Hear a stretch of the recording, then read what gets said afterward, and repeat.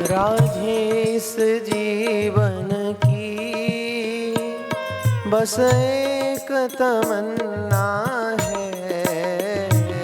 राधे इस जीवन की बस एक तमन्ना है।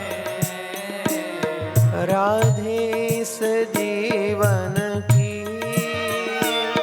बस एक तमन्ना है। राधे इस जीवन की बस एक तमन्ना है। तुम सामने हो मेरे, तुम सामने हो मेरे, मेरा दम ही निकल जाए।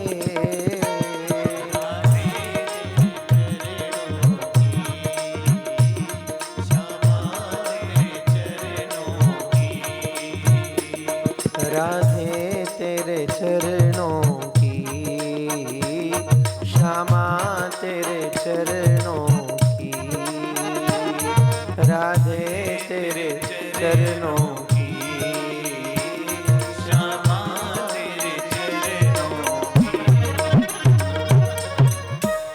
सुनते हैं तेरी रहमत दिन रात बरसती है।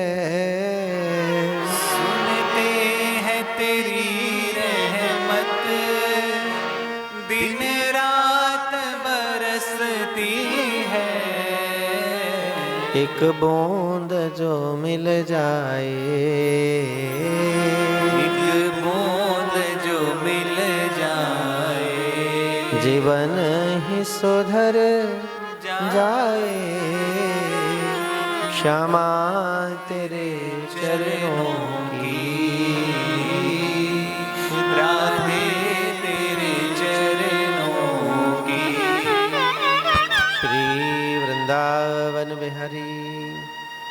इसलिए सर्वप्रथम इस बात का ध्यान रखें, इस 7 दिन हमें कुछ नियमों की पालना करनी है। प्रथम दिवस है महात्म्य का, साथ साथ में प्रयास ये करें, मैं आज विराम के समय में कुछ नियमों की बात करूंगा, उसको बड़े ध्यान सुनें ताकि सब लोग जिनको आना है वो आ जाएं, और फिर 7 दिन तक उन नियमों की पालना साथ में करें। और सर्वप्रथम तो यही है कि हम बार बार धन्यवाद दें हमारे एक परम संत हुए श्री रामचंद्र डोगरे बप्पा।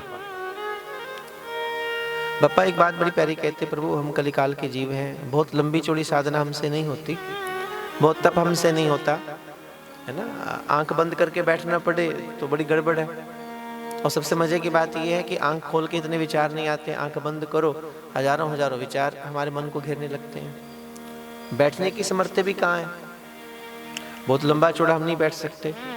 पर आप फील करना कि कथा आपकी भीतर की कैपेबिलिटी को बढ़ा रही है, आपकी समर्थता को बढ़ा रही है। आपको नहीं पता चलेगा बैठे बैठे कितना वक्त हो गया, 3 घंटे 4 घंटे 5 घंटे, यहाँ तो 3 घंटे ही है, ये सबसे कम समय है। 11-11 घंटे कथा चलती है और सब बैठते हैं, क्योंकि वो ये आपके शरीर का विषय नहीं है। पहली बात तो कथा आपके अंतर आत्मा का विषय है। ये कृष्ण कथा आपके दिमाग का विषय नहीं है, आपके शरीर का विषय नहीं है, क्योंकि भौतिक देह की भी एक लिमिट है, एक दायरा है। और कथा तो बाबा गोस्वामी कह रहे हैं हरि अनंत हरि कथा अनंता। जब वो अनंत है तो फिर जो सुन रहा है, श्रवण करने वाला, उसको भी अनंत बताती है। इसलिए गोपिकाओं ने कहा कि श्रवण मंगलम, इसको सुनने से क्या होगा, आपका मंगल होगा, आपका जीवन मंगलमय बनेगा, आपके भीतर एक रिलैक्सेशन, आपके भीतर एक आनंद को प्रकट करेगी कथा। ये कथा की महिमा है। यहाँ 3 चीजें आपको मिलेंगी, इसको समझना, अर्पण, तर्पण और समर्पण। इस तीनों को समझना बहुत जरूरी है। अर्पण का अर्थ क्या होता है? अर्पण माने अपने में से कुछ देना। आपके पास बहुत कुछ है, आप उसमें से कुछ देते हैं। अब आपके घर पर कोई याचक आया मांगने के लिए, भिक्षा मांगने के लिए, आपके पास बहुत कुछ है, आपने एक पात्र भरकर उसको कुछ दे दिया, तो वो क्या है? अर्पण। आपके पास 24 घंटे एक दिन में, आपके पास कुल 24 घंटे एक दिन में, आपने 24 में से 3 घंटे भगवान को दिए, कथा को दिए।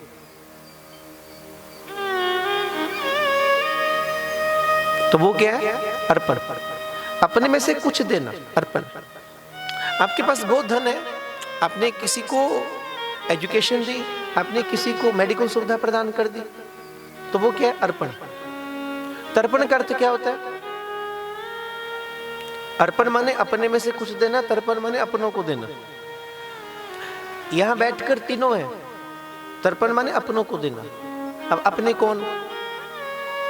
यहां पर भी 3 तरह की वो है। सर्वप्रथम अपने वो जो हमारे पूर्वज हैं, जो पितृ हैं, जिनके कारण आज हम संसार देख रहे हैं, जिनके कारण आज हम दुनिया में आए।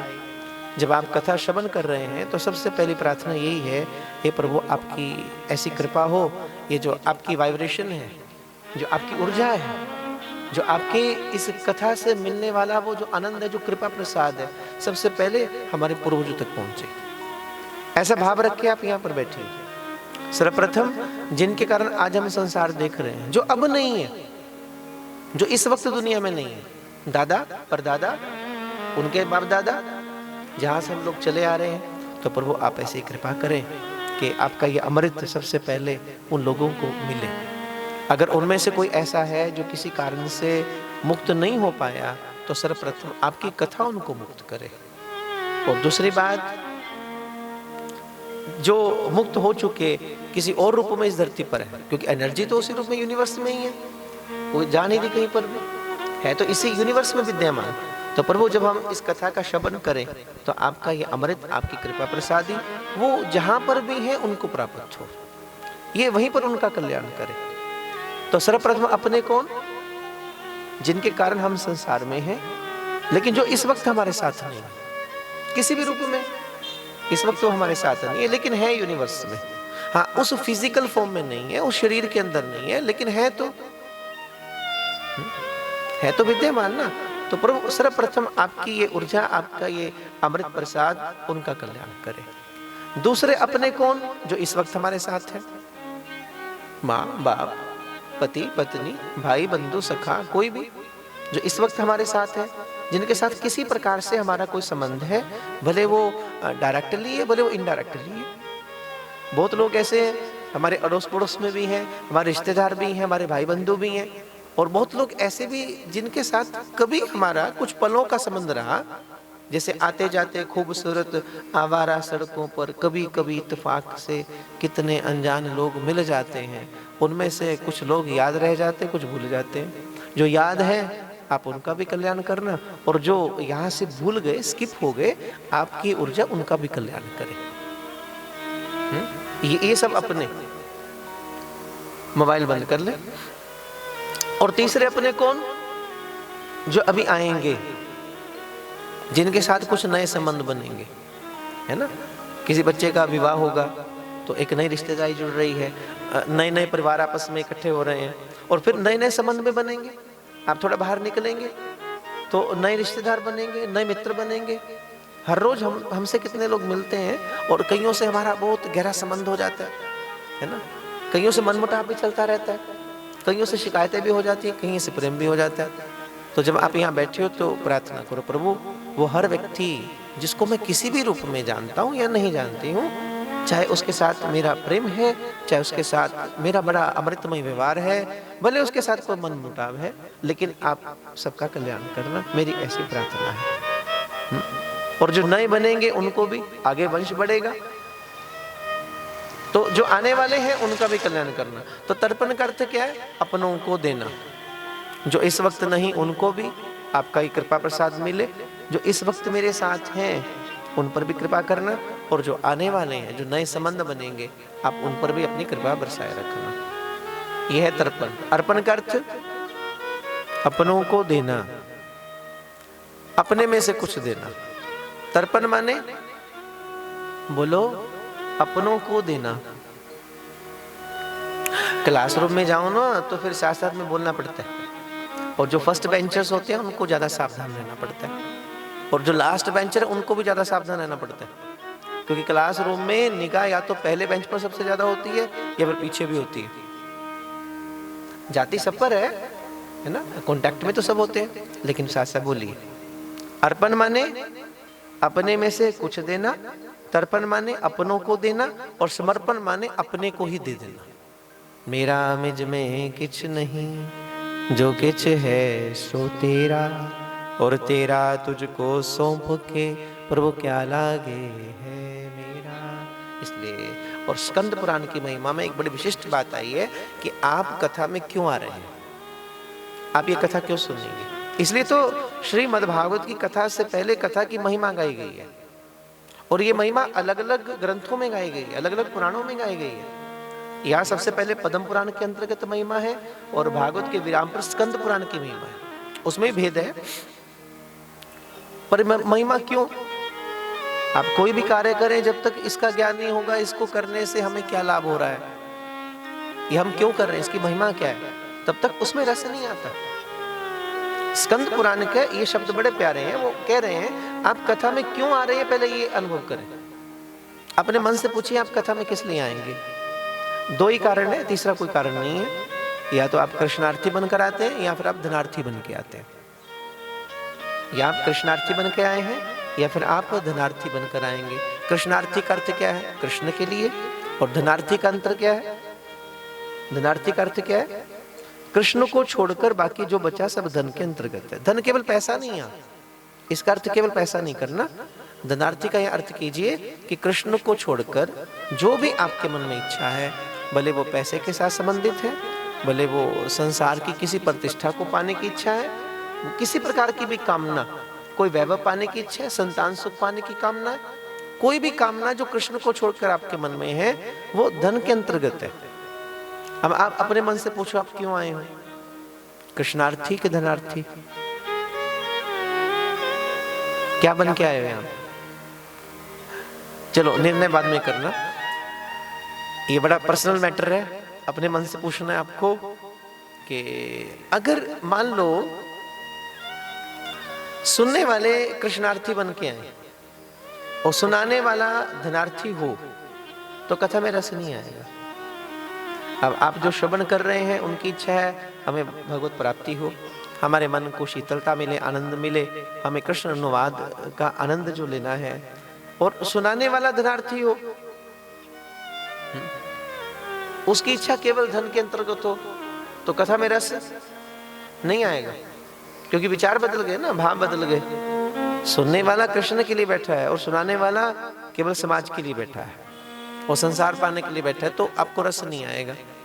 या मान लो सुनने वाले धनार्थी हो, सुनाने वाला कृष्णार्थी हो, तब भी रस नहीं आएगा, क्योंकि सुनाने वाला तो कृष्ण की चर्चा करेगा, वो उन बातों को करेगा जिससे आप कृष्ण के करीब आए, और सुनने वाले तब भी रस नहीं आएगा। रस कब आएगा, सुनने वाले भी धनार्थी, सुनाने वाला भी धनार्थी, रस आएगा, क्योंकि बात एक ही होगी ना।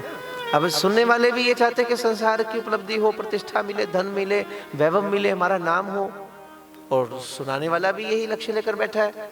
अब जब लक्ष्य एक हो गया, विचार एक हो गए, आपका थॉट प्रोसेस एक हो गया, आपकी भावना एक हो गई, तो ऑटोमेटिकली कथा में रस आएगा, लेकिन आनंद नहीं आएगा, परम रस नहीं आएगा, शांति नहीं मिलेगी, उस परम तत्व की प्राप्ति नहीं होगी। वो कब होगा, उसका एक ही साधन है कि सुनने वाले भी कृष्ण के लिए हो और सुनाने वाला भी केवल कृष्णार्थी बनकर बैठे। रस तो दोनों स्थिति में है, दोनों के विचार एक हो गए। दो व्यक्ति को आपस में अच्छा कब लगता है, दोनों के विचार एक हो गए, दोनों की भावनाएं एक हो गई। श्रवण करने वाला भी धनार्थी है, सुनाने वाला भी धनार्थी है, तो नेचुरली ऑटोमेटिकली आपको रस आएगा। जहां पर भाव की ओपोजिशन है वहां पर गड़बड़ होगी। लेकिन वो कह रहे हैं परम आनंद की प्राप्ति कब होगी, जीवन का लक्ष्य परिपूर्ण कब होगा, जब सुनने वाले भी केवल और केवल श्री कृष्ण के लिए आए हैं और सुनाने वाला भी केवल कृष्णार्थी बनकर बैठा है, तब आपको कथा में परम रस की प्राप्ति होती है। अब विचार करो, आप क्या विचार करके बैठेंगे कथा में, धनार्थी की कृष्णार्थी? कुर्सी वाले बोलो, ऊंची बोल लो, बाकी घर जाके पूछ लेना मन से, क्योंकि ऐसा तो नहीं है, सबके मन में कुछ ना कुछ कामनाएं तो होती हैं। सबके मन में कुछ इच्छाएं होती हैं, लेकिन 7 दिन के लिए जब आप 3 घंटे यहाँ पर आकर बैठो तो प्रार्थना करो, प्रभु मैंने बहुत संसार मांगा, जन्म जन्मांतर संसार की दौड़ में ही हम भागते तो रहे, लेकिन कम से कम ज़्यादा नहीं तो जो ये 7 दिन का अवसर हमें प्राप्त हो रहा है, और 7 दिन में भी हर रोज 3 घंटे, 7 दिन में भी हर रोज 3 घंटे, तो कम से कम आप ऐसी कृपा कीजिएगा, ये जो 3 घंटे हर रोज के, इन 3 घंटों में हर क्षण मेरा मन आपके चरणों में लगे। कम से कम ये 3 घंटे मैं आपकी होकर रहूं, कम से 3 घंटे मेरे मन में संसार ना आए, कम से कम इन 3 घंटों में बैठकर मैं आपका चिंतन करूं, आपका ध्यान करूं, क्योंकि आप बड़े कृपालु हैं, आप बड़े दयालु हैं, आपने करुणा करके ये सब प्रदान किया। इसलिए श्रीमद् भागवत से पहले भागवत जी की महिमा है, अब इसको बड़े ध्यान से आप सुनिएगा। पद्म पुराण के अंतर्गत महिमा है, स्कंद पुराण के अंतर्गत महिमा है, और दोनों में भेद क्या है? जो पद्म पुराण के अंतर्गत महिमा गाई गई है, यह बात मोक्ष की भी हुई है, मुक्ति की बात हुई है, उसको भी थोड़ा बारीकी से समझिए। मुक्ति किसकी बात हो रही है? 3 चीजें हैं, शरीर, मन और आत्मा। क्या शरीर को मुक्ति चाहिए? बोलो हाँ कि ना। 3 चीजें हैं, शरीर, मन और आत्मा। क्या शरीर को मुक्ति चाहिए? नहीं, नहीं, शरीर मुक्त हो जाता है अपने आप, ये अपने 5 महाभूतों में लीन हो जाएगा। क्या आत्मा को मुक्ति चाहिए? आत्मा भी निर्लेप है, और कई मत तो इस बात को भी स्वीकार करते हैं कि आत्मा ही परमात्मा है। जो भी है, सबका अपना अपना एक विचार है, अपना अपना एक भाव है, अपनी अपनी एक परंपरा है। उस रूप में भी आत्मा की मुक्ति की बात नहीं हो रही है। बचा कौन? मन। अटका हुआ कौन है? मन ही है। भटकता कौन है? मन ही है। हम सबका मन ही तो है जो जिंदगी भर हमें भटका रहा है। ये मन है जिसको ठोर नहीं मिलती। मन की प्रकृति ऐसी कि मन की प्रकृति बिखरती है। संसार में हर चीज की जो नेचर है ना, जो उसकी प्रकृति है, वो बिखर नहीं होती है। According to second law of thermodynamics, आप गर्म पानी का एक गिलास लीजिए, उसको नॉर्मल टेम्परेचर पर रखिए, थोड़ी देर बाद ठंडा होता है कि नहीं होता? अपने आप ठंडा हो जाएगा। क्या उसी टेम्परेचर पर ठंडा हुआ पानी अपने आप गर्म हो सकता है? हाँ कि ना? नहीं हो सकता। गर्म पानी नॉर्मल टेम्परेचर पर थोड़ी देर बाद ठंडा हो जाएगा, लेकिन क्या ठंडा हुआ पानी अपने आप गर्म हो सकता है? नहीं हो सकता। उसको गर्म करने के लिए आपको एक एक्सटर्नल एजेंसी का प्रयोग करना पड़ता है, माने आपको उसको टेम्परेचर देना पड़ेगा, उसको हीटअप करना पड़ेगा, तब वो गर्म होगा। होगा कि नहीं? तब होगा। अपने आप नहीं हो सकता। रेत के घरौंदे हमने बनाए, अब तो आप वो चीजें नहीं करते बच्चे, लेकिन पहले खेलते थे, तो रेत के घरौंदे बनाए, हमने बनाया, थोड़ी देर बाद देखेंगे रेत बिखर जाती है, अपने आप बिखर जाती है, आप नहीं कुछ करेंगे। लेकिन क्या अब बिखरी हुई रेत अपने आप घरौंदा बनेगी? बताओ हाँ कि ना? नहीं। बोला करो। नहीं बन सकती। तो उसको भी घरौंदा बनाने के लिए हमें प्रयास करना पड़ेगा ना। इसी प्रकार मन की भी एक प्रकृति होती है, मन की भी एक आदत होती है, मन का एक स्वभाव है कि मन बिखरता है, मन बिखरता है। और बिखरा मन भी अपने आप व्यवस्थित नहीं होता, इसको व्यवस्थित करना पड़ता है। तभी हमारे भारत में ये परंपरा, गुरु परंपरा है, गुरु सभ्यता है। गुरु कृपा करके एक नाम दिखता है, ये हमारे पूर्व की संस्कृति है। यहाँ पर गुरु जब कृपा करता है तो वो हमको जो भागवत में प्राप्त हो रही, कहाँ से प्राप्त हो रही है? गुरु परंपरा से। सबसे पहले भगवान नारायण ने इस कथा को किसे सुनाया? ब्रह्मा जी को। ब्रह्मा ने ही फिर गुरु रूप में इसको किसको प्रदान किया? नारद जी को। गुरु देखते अधिकारी कौन है, वो जिसको पात्रता देखता है, जिसमें पात्रता देखता है, उसको अपनी कृपा प्रसाद रूप में अपना वैभव सब कुछ प्रदान कर देता है। तो गुरु ने ही, ब्रह्मा ने कृपा करके श्रीमद् भागवत को, चतुश्लोकी भागवत को प्रदान किया। किसको? नारद जी को। नारद ने किसको प्रदान किया? वेद व्यास जी को। केवल 4 श्लोक थे चतुश्लोकी भागवत, और वेद व्यास जी ने 4 श्लोक के 18,000 श्लोक किए। उसका विस्तार किसने किया? वेद व्यास जी ने किया। तो वेद व्यास जी ने श्रीमद् भागवत को किसको प्रदान किया? शुकदेव जी को। शुकदेव ने परीक्षित को सुनाया और परीक्षित के माध्यम से हम सबको ये जो परम रस है इसकी प्राप्ति हो रही है। श्रीमद् भागवत महापुराण की जय। इसलिए यहाँ मुक्ति की बात भी है। पद्म पुराण और स्कंद पुराण के अंतर्गत जो महिमा का डिफरेंस है वो क्या है कि पद्म पुराण इस बात की ओर इशारा करता है, वहां पर धुंधकारी का प्रकरण है। आप सब लोग भागवत तो सुनी होगी सबने। अच्छा, कोई ऐसा है आप में जो पहली बार सुन रहे हैं? अच्छा, पहली बार सुन रहे हैं, बाकी सबने सुनी है। तो धुंधकारी का प्रकरण है पद्म पुराण के अंतर्गत। धुंधकारी की कथा ये इशारा कर रही है कि मृत्यु हो गई पर मुक्त नहीं हो पाया वो व्यक्ति, अटक गया, प्रेत रूप में है वो। प्रेत भी 84 लाख योनियों में एक योनि है, उस रूप में वो आया, उसमें उसको पीड़ा है। आगे आप वर्णन सुनेंगे उसका थोड़ा। तो उसको बड़ा वहां पर दिक्कत है, तो उसको गोकर्ण से प्रार्थना करते कि आप कृपा करें कि मेरा कुछ हल हो, सॉल्यूशन हो। तो वो उसको श्रीमद् भागवत सुना रहे हैं। इस प्रकरण को हम विस्तार में आगे बात करेंगे। पद्म पुराण ये कह रहा है कि मृत्यु हुई, मुक्त नहीं हो पाया और उस वक्त उसको भागवत कथा सुनाई गई, तो वो धुंधकारी मुक्त हो गया। 7 दिन बाद कथा सुनने के बाद उसको कृष्ण रूप मिल रहा है। दिव्य रूप धरो, भागवत कह रही है कि दिव्य रूप धरो। उसका रूप दिव्य हो गया, वो प्रेत रूप से छूट गया और उसका स्वरूप बिल्कुल कृष्ण जैसा हो गया। इसमें वर्णन है, आपको सुनेंगे साथ साथ में उसको वर्णन है। लेकिन मृत्यु के बाद, और स्कंद पुराण की महिमा कह रही है मृत्यु के बाद किसने देखा? अगर आप इस छोर पर मुक्त नहीं हो पाए, अगर आप जीते जी मुक्त नहीं हो पा रहे हैं, तो दुनिया की कोई ताकत आपको मरने के बाद मुक्त नहीं कर सकती है। और फिर धुंधकारी जैसे व्यक्ति को गोकर्ण जैसा संत मिला। सबको ऐसा संत मिले कि नहीं मिले ये तो नहीं कहा जा सकता। अब उस पर तो ऐसी कृपा हुई कि उसको गोकर्ण जैसे सिद्ध महापुरुष ने अपनी शरण में लिया, उसको अपने मुखारविंद से श्रीमद् भागवत का अमृत पिलाया और वो व्यक्ति मुक्त हो गया। उस व्यक्ति को कृष्ण रूप मिला। लेकिन सबको ऐसा हो ऐसा नहीं है। तो स्कंद पुराण की महिमा बड़ी विशिष्ट है, क्योंकि स्कंद पुराण कहते हैं कि जीते जी हमें मुक्त होना है। और उसमें भगवान की 16,108 रानियों का जिक्र आता है। जब श्री कृष्ण सबधाम में चले गए तो भगवान की समस्त रानियां बड़ी व्याकुल हैं, बहुत उनका मन दुखी है, बड़ी दर्द में है। पर कलिंदी महारानी, यमुना जी महारानी जो हैं वो बड़े आनंद में है। तो समस्त रानियों ने उनकी शरण ली कि जब से श्री कृष्ण गए हैं हमारा मन बहुत अधिक उलझन में है, पर हम आपको देखती हैं आपका मन आनंद में है, ऐसा क्यों? तब कालिंदी कहती हैं कि मैंने श्री जी का आश्रय लिया है, मैंने राधा रानी का आश्रय लिया है। और कृष्ण और राधा में भेद नहीं है, कृष्ण ही राधा है, राधा ही कृष्ण है, और इन दोनों का प्रेम ही बांसुरी है। ये यमुना जी कह रही हैं। और जब से मैंने श्री जी का आश्रय लिया, उनके चरणों के अंदर मैं गई हूँ, तब से मेरा मन बहुत आनंद में है।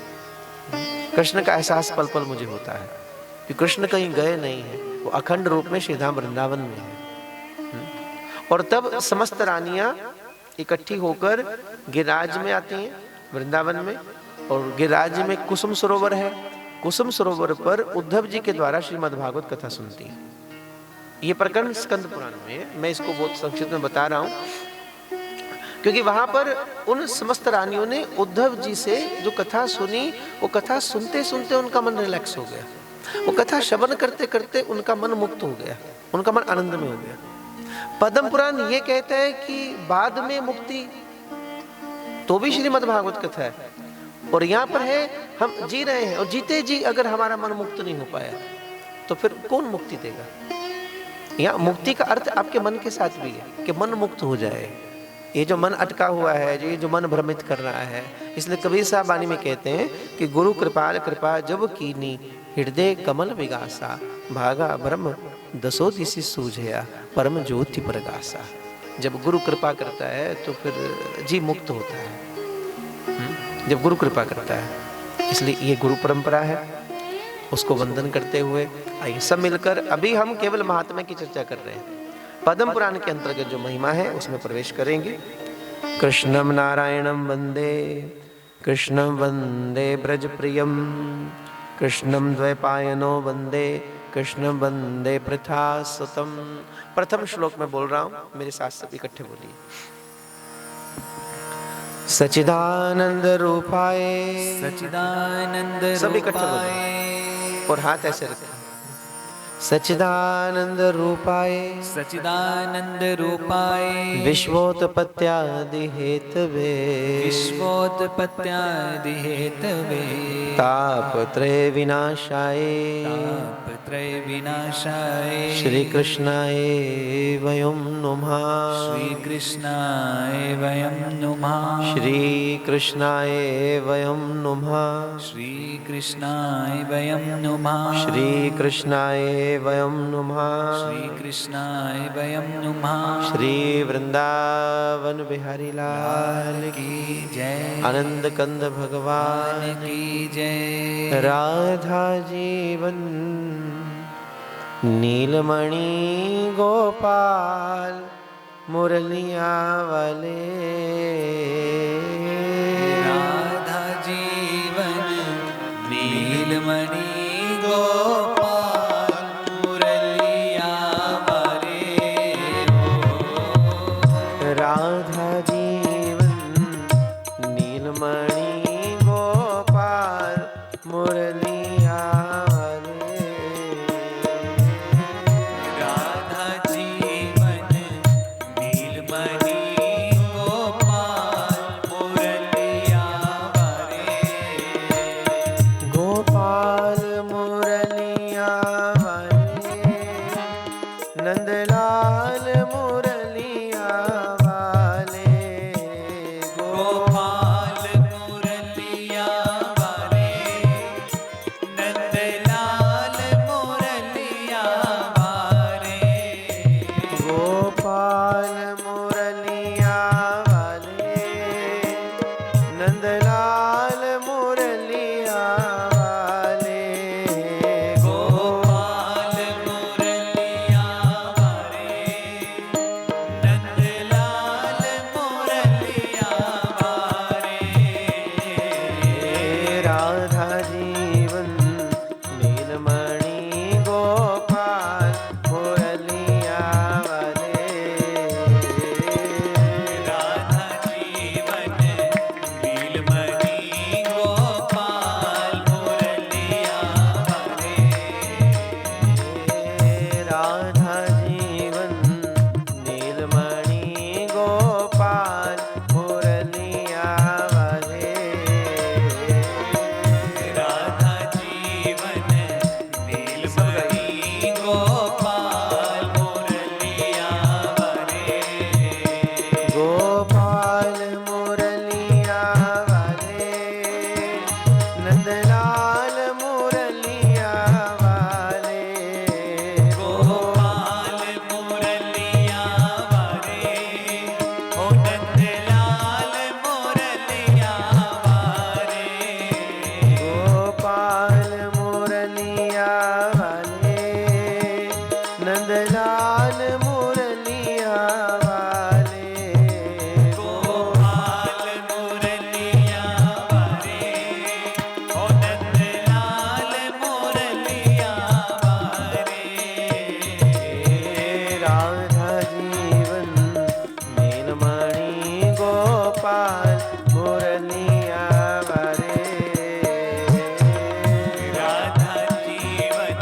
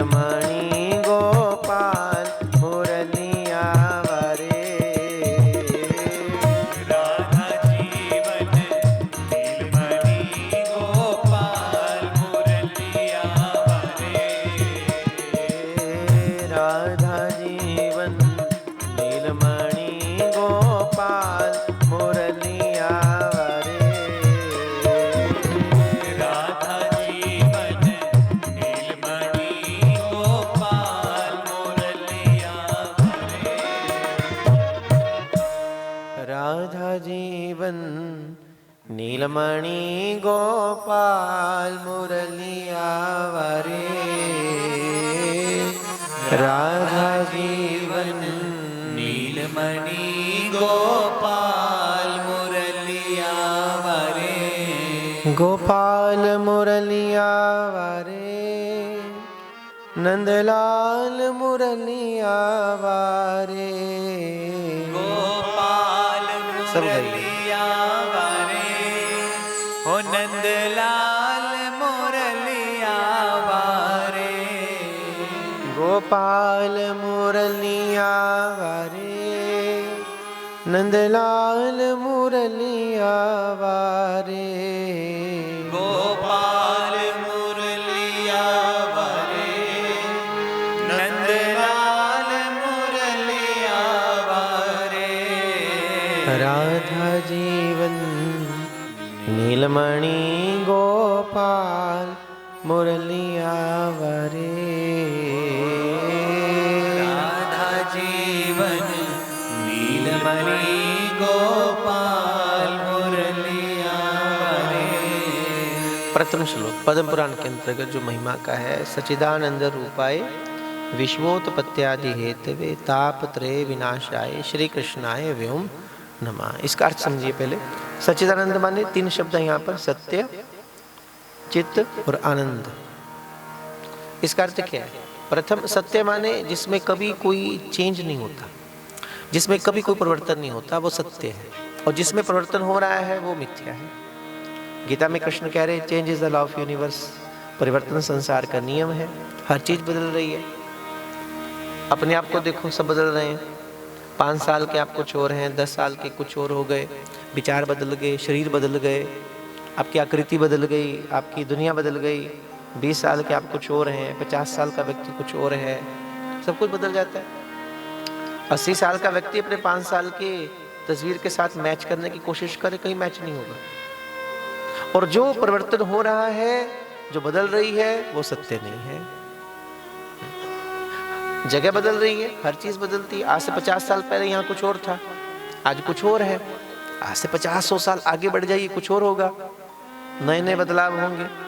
हर चीज बदलती है, और जो बदल रहा है वो सत्य नहीं है। तभी जपजी साहब में गुरु महाराज फरमा रहे हैं, आद सच जुगाद सच, हैप्पी सच, नानक होसी भी सच। सत्य एक ही, और वो कौन? परमात्मा।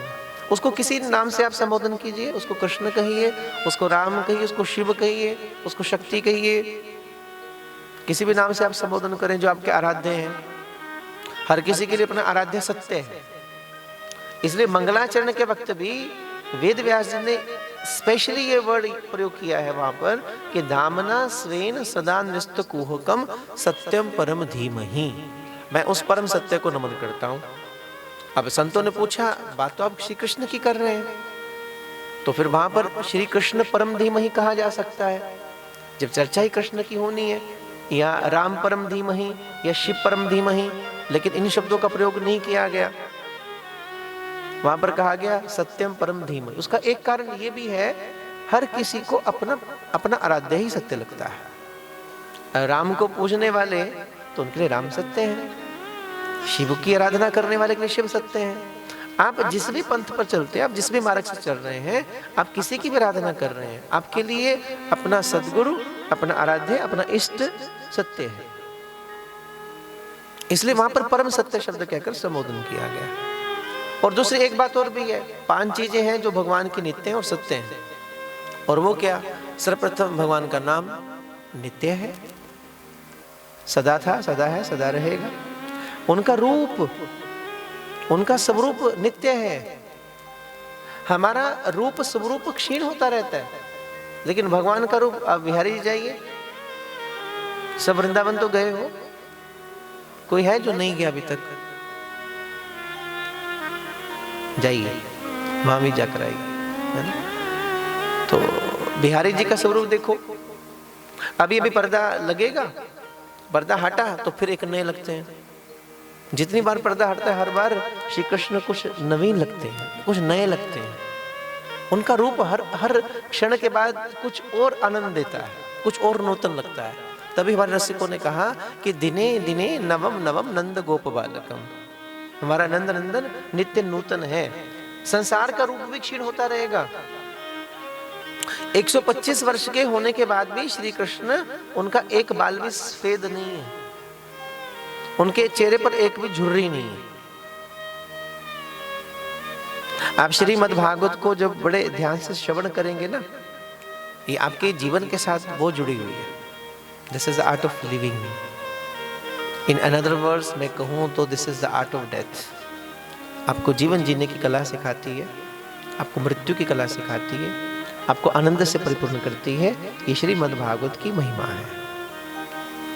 श्री का एक अर्थ होता है लक्ष्मी, मद का अर्थ होता है भंडार, जिसके भंडार के अंदर ये चार चीजें आपको प्राप्त होती हैं, भाव, ज्ञान, वैराग्य और त्याग, वो श्रीमद् भागवत है। या इसको ऐसा भी कह सकते हैं कि जब श्री जी कृपा करती हैं, जब राधा रानी को आवेश आता है, श्री माने श्री राधा रानी, मद माने आवेश, जब उनको आवेश आता है, जब उनके भीतर में एक आनंद की लहर उठती है, अविरल उठती है, तब वो क्या करती हैं? तब उनकी कृपा के बाद ही साक्षात अनंत कोटि ब्रह्मांड के जो राजाधिराज श्री कृष्ण हैं, वो भागवत के रूप में प्रकट हो जाते हैं। भागवत का एक अर्थ होता है भगवान, भागवत का एक अर्थ होता है भक्त, और भागवत आपके सामने भी है। ये साक्षात भगवान श्री कृष्ण का वांगमयी स्वरूप है।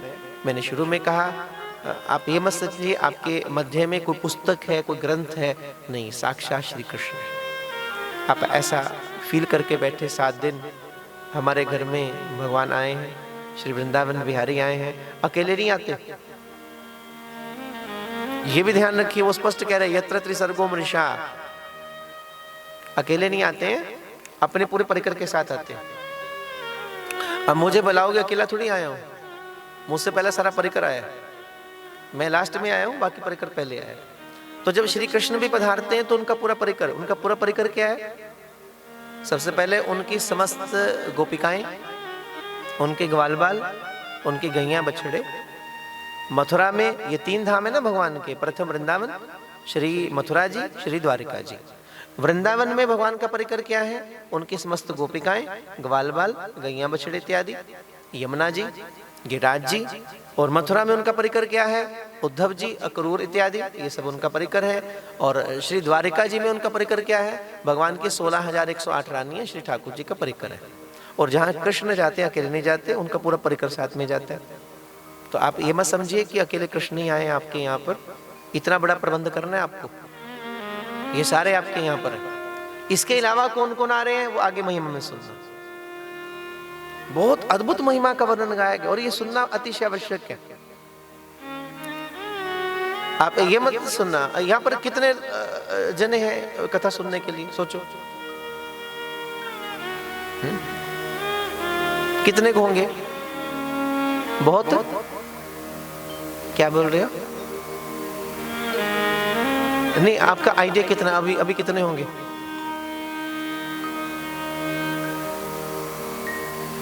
अब जब कथा सुनोगे ना तब आपको फील होगा, आप जो कह रहे हो कम है, कम नहीं है।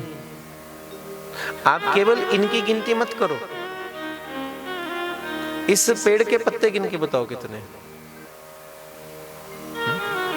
आकाश है, पवन है, ये पूरी प्रकृति साथ में है, ये पेड़ पौधे, ये पत्ते, ये लता पता, ये समस्त भगवान की कथा सुनते हैं।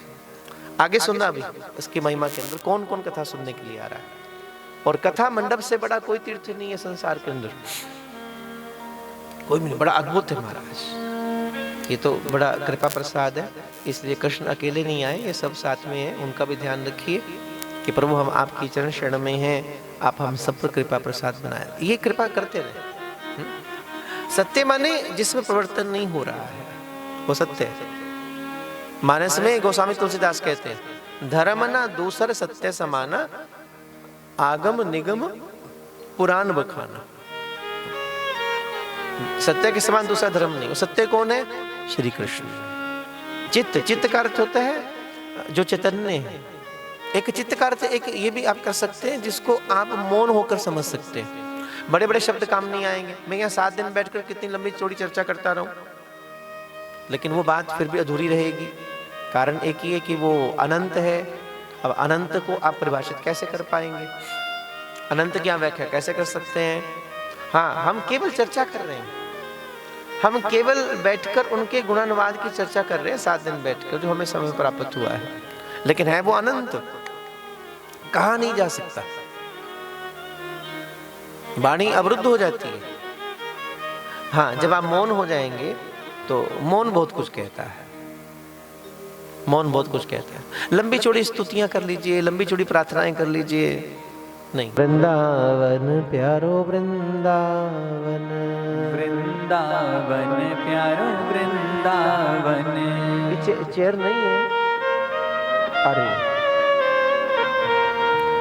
वृंदावन प्यारो वृंदावन, वृंदावन प्यारो वृंदावन। कुंजन कुंजन पुंज रस बरसत, कुंजन कुंजन पुंज रस बरसत। कुंजन कुंजन पुंज रस बरसत, कुंजन कुंजन पुंज रस बरसत। सदा फूल फल पात, वृंदावन प्यारो वृंदावन, वृंदावन प्यारो वृंदावन। श्री वृंदावन प्यारो वृंदावन, श्री वृंदावन प्यारो वृंदावन। आनंद, आनंद का अर्थ है जो केवल भगवान में है, संसार की वस्तु में नहीं। आपने रसगुल्ला खाया और बोला बड़ा आनंद आया जी आज तो, आप संसार की भौतिक वस्तु में आनंद को खोज रहे हैं, नहीं, वो केवल कृष्ण में आनंद है। रसगुल्ले में आनंद कहाँ है? एक खाओगे बड़ा अच्छा लगा, 2 खाए, 3 खाए, और फिर एक समय आएगा 2, 4, 5 के बाद उसको देखने का मन भी नहीं करेगा। जबकि आनंद का अर्थ तो होता है कि हर क्षण के बाद वो बढ़ता जाए, उसका सुख बढ़ता जाए। आज व्यक्ति किराए के मकान में रहते तो उसको लगता है कि थोड़ा अपना हो जाए, 50 गज का, 100 गज का, पर अपना हो, थोड़ा सुख मिलेगा। अपना मिला, कौन सा सुख है? मन की प्रकृति। फिर मन को लगता है कि नहीं थोड़ा और बड़ा होना चाहिए, एक आलीशान सी कोठी बनाओ तो उसमें रस मिलेगा, उसमें आनंद मिलेगा। तब भी कहाँ मिला? फिर लगता है कि नहीं 1-2 गाड़ी खड़ी होगी, अब 10 गाड़ियां खड़ी हैं तब भी आनंद नहीं है, तब भी क्षीण हो गया। आप पहले दिन कोई चीज लेकर आते हैं, मान लीजिए एक नई कार लेकर आए हो, आपको बड़ा सुख मिलता है, आप पूरे शहर में चक्कर काट रहे हैं, सबको दिखा रहे हैं। 6 महीने बाद, 1 साल बाद, क्या वही सुख था जो पहले दिन था? बोलो हाँ कि ना? नहीं, अब मन कहीं और है। अब लगता है कि ये नहीं, ये वाली आ जाए तो इससे सुख मिलेगा। आपको वो भी मिला, लेकिन सुख कहाँ गया? बड़ी बारीकी से विचार करना, संसार की वस्तु में सुख नहीं मिलता, आनंद नहीं मिलता। आनंद आपको मिलेगा श्री कृष्ण के आंखों को देखो, आनंद मिलेगा। भगवान के नाम में आपको आनंद मिलेगा, उनके रूप में आपको आनंद मिलेगा। जितनी बार देखेंगे आपका चित्त वृत्ति आनंद से परिपूर्ण हो जाएगी। किसी संसारिक वस्तु में आनंद नहीं है। व्यक्ति में हमें लगता है कि इसको प्राप्त कर लेंगे तो सब कुछ मिल जाएगा, तो क्या मिला? नहीं, मन को विश्राम कहीं नहीं है। और ये बात समझ लीजिए, जिस दिन मन को भी शांति मिलेगी, जिस दिन मन को ठोर मिलेगी, और केवल श्री कृष्ण के चरणारविंद में मिलेगी। मैं जिसको कृष्ण कहूं, आप उसको कुछ भी कह सकते हैं, मेरे शब्दों में वो कृष्ण है। आपका आराध्य कोई भी हो सकता है, आपकी भावनाएं शक्ति के साथ भी जुड़ी हो सकती हैं, आपकी भावनाएं राम जी के प्रति भी हो सकती हैं, आपकी भावनाएं किसी शिव तत्व के प्रति भी हो सकती हैं, क्योंकि आपका आराध्य ही सत्य है। इसलिए वेद व्यास जी शब्द प्रयोग कर रहे हैं, सत्यम परम धीमहि। मैं ऐसे परम सत्य को नमन करता हूँ, मैं ऐसे परम सत्य की शरण ग्रहण करता हूँ जो मेरे जीवन को आनंदित करने वाला है। और एक इसका अर्थ एक ये भी कर सकते हैं कि सच्चिदानंद रूप आए। जब आप सत्य के प्रति, सत्य चैतन्य माने जागरूक, चैतन्य माने जागरूक। जब आप सत्य के साथ खड़े हैं तो आप जागरूक हैं, इसको ऐसा समझें। जब आप सत्य के साथ खड़े हैं, क्योंकि सत्यमेव जयते, जब आप सत्य के साथ खड़े हैं तब आप जागरूक हैं, और जब आप जागरूक हैं तभी आपको आनंद की प्राप्ति होती है। जपजी साहब में गुरु महाराज फरमा रहे हैं, नानक भगता सदा विगास, सुनिए। इससे फोन ले लो, इससे समर से फोन ले लो, वरना ये भी डिस्टर्ब करेगा, सब डिस्टर्ब होंगे।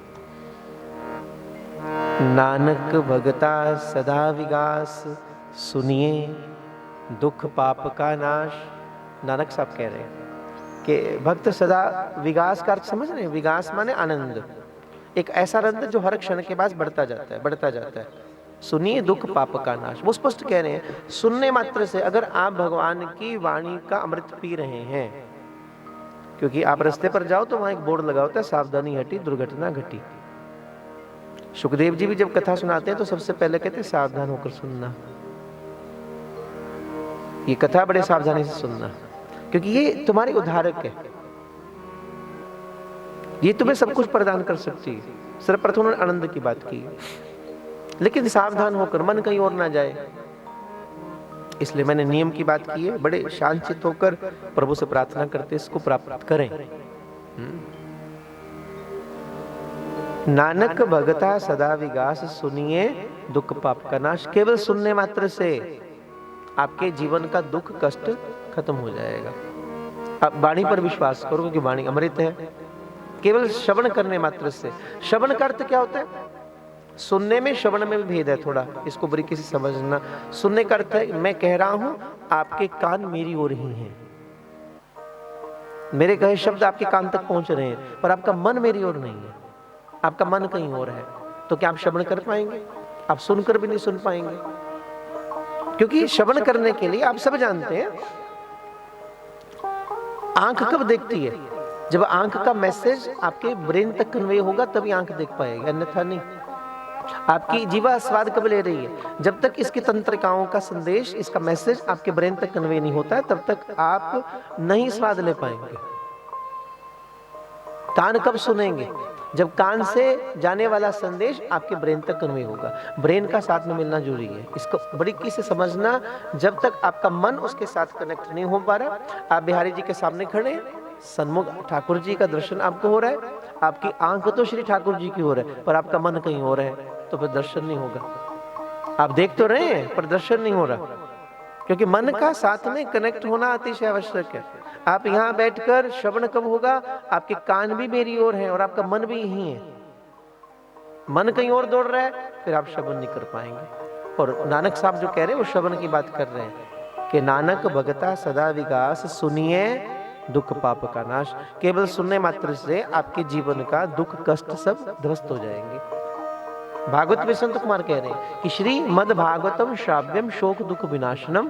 केवल श्रवण करने मात्र से आपके जीवन का शोक पाप संताप सब खत्म हो जाएंगे।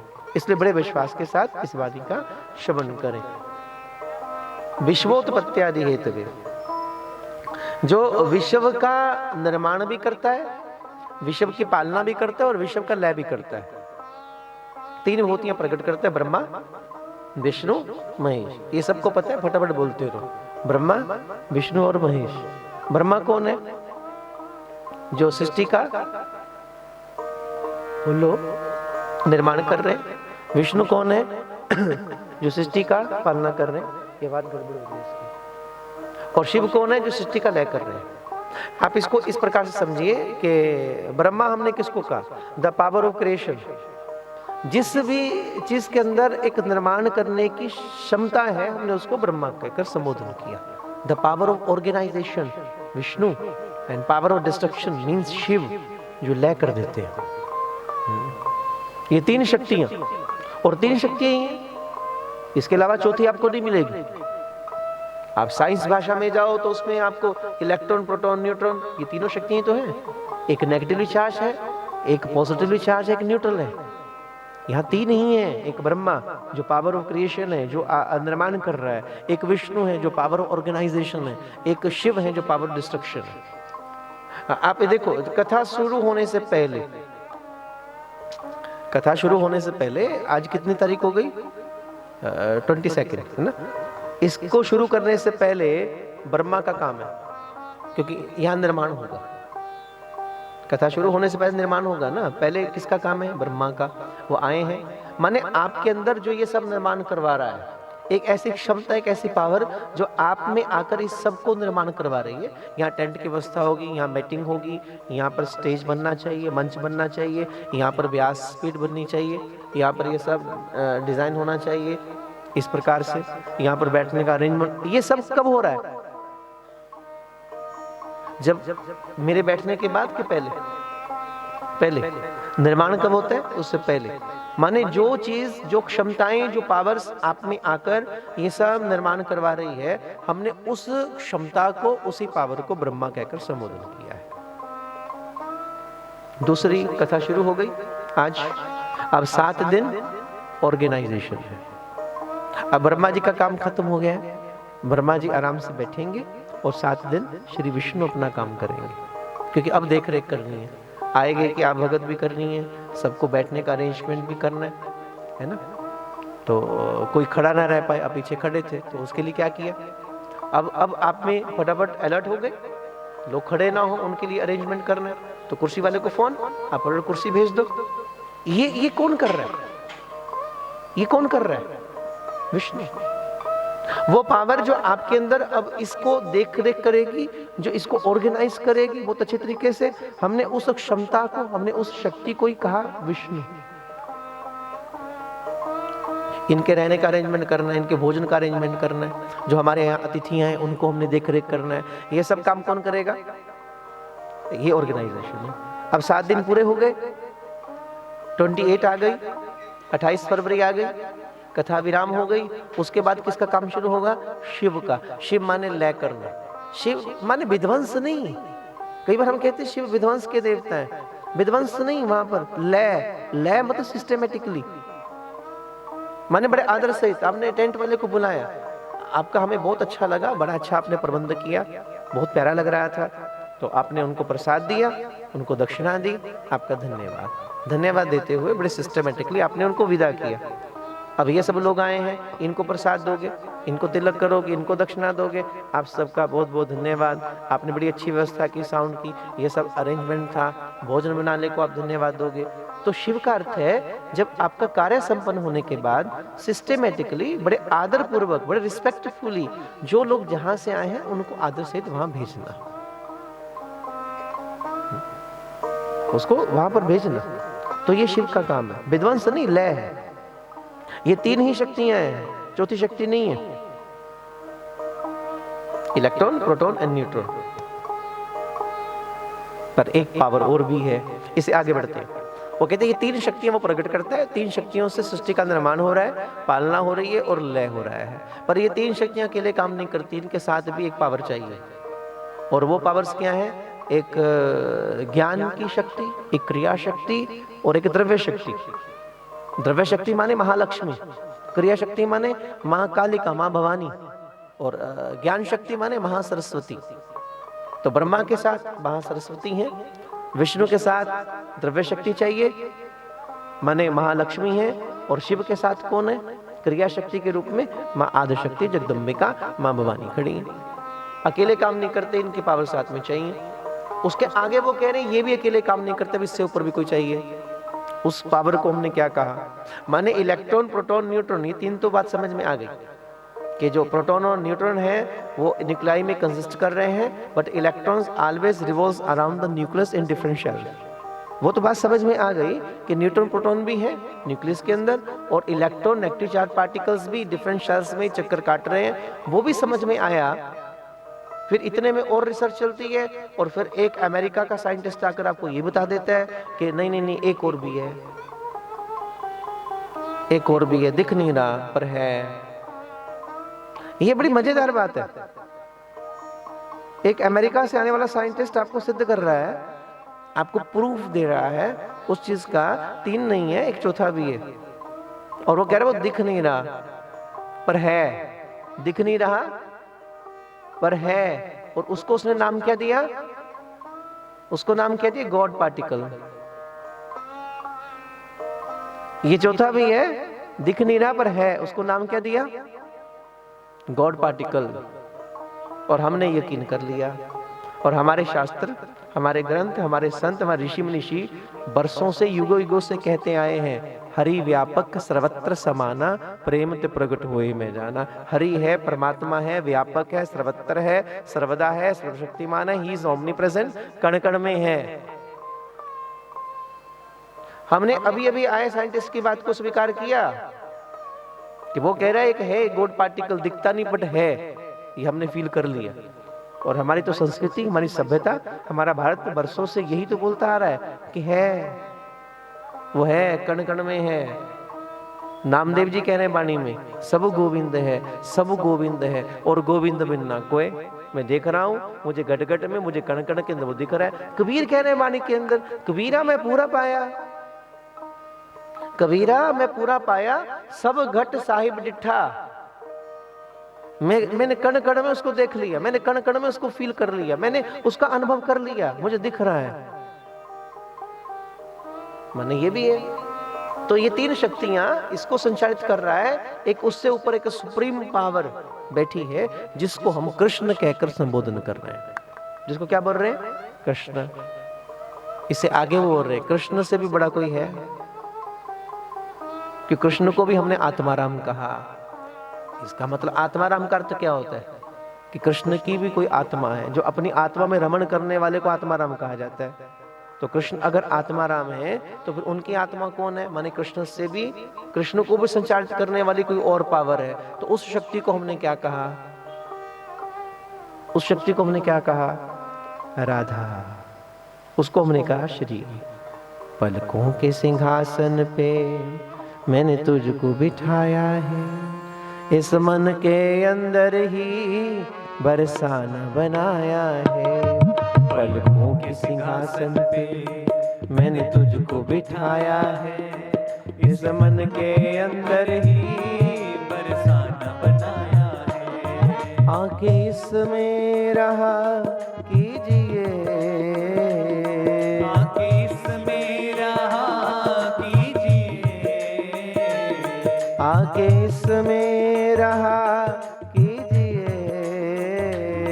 आके इसमें रहा कीजिए।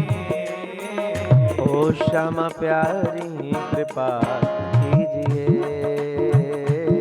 श्यामा प्यारी कृपा कीजिए, ओ श्यामा प्यारी कृपा कीजिए, श्यामा प्यारी कृपा कीजिए।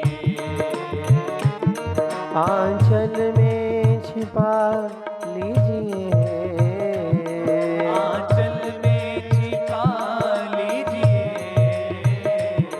आंचल में छिपा लीजिए, आंचल में छिपा लीजिए। ओ राधा रानी कृपा कीजिए, राधा रानी कृपा कीजिए।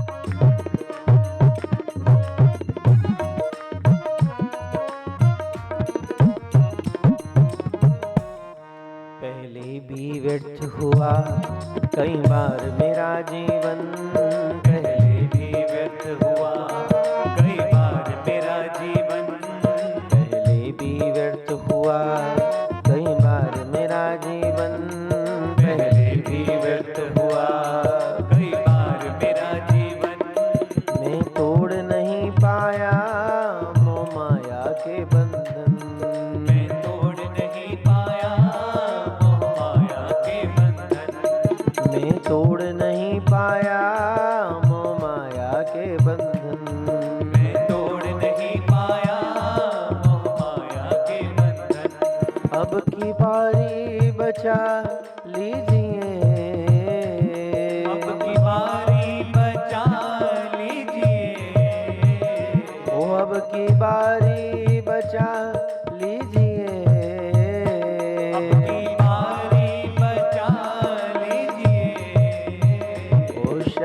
प्यारी कृपा कीजिए। श्यामा प्यारी कृपा कीजिए। ओ श्यामा प्यारी कृपा कीजिए। श्यामा प्यारी कृपा कीजिए।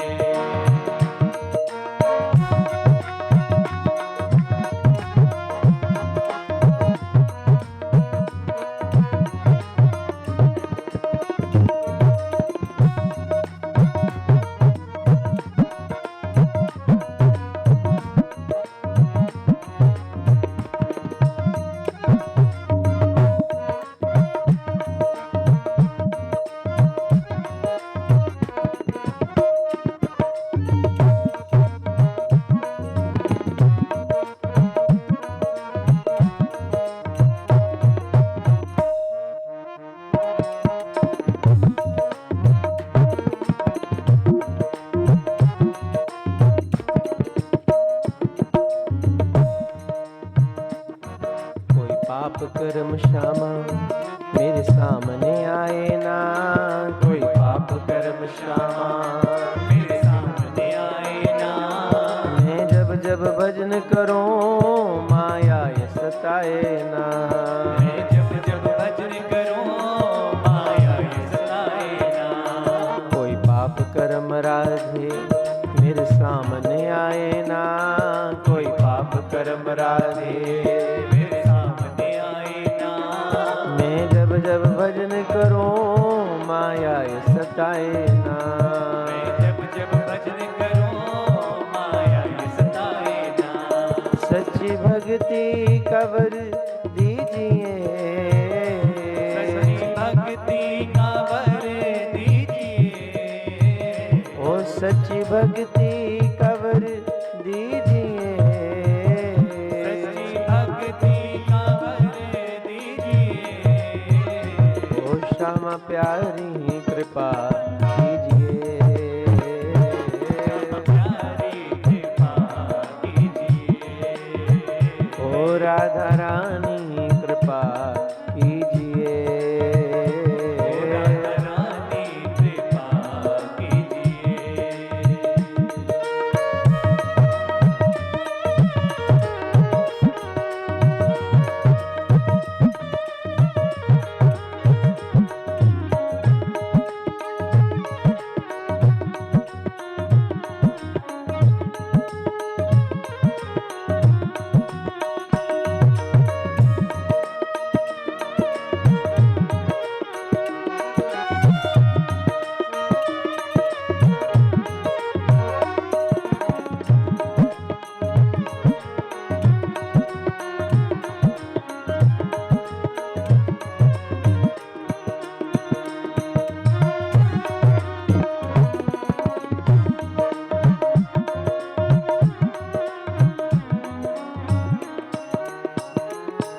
हरिदास तो पगली है जगती है रातों को। हरिदास तो पगली है जगती है रातों को। हरिदास तो पगली है जगती है रातों को। हरिदास तो पगली है जगती है रातों को। तुम दिल पर मत लेना पगली की बातों को। दिल पर मत लेना पगली की बातों को। तुम दिल पर मत लेना पगली की बातों को। दिल पर मत लेना पगली की बातों को। जो भी मन में आए कीजिए। जो भी मन में आए कीजिए। ओ मोहे अपना बना लीजिए। मोहे अपना बना लीजिए। ओ श्यामा प्यारी कृपा कीजिए। प्यारी कृपा कीजिए। ओ राधा रानी कृपा कीजिए। राधा रानी कृपा कीजिए। ओ श्यामा प्यारी कृपा कीजिए। श्यामा प्यारी कृपा कीजिए।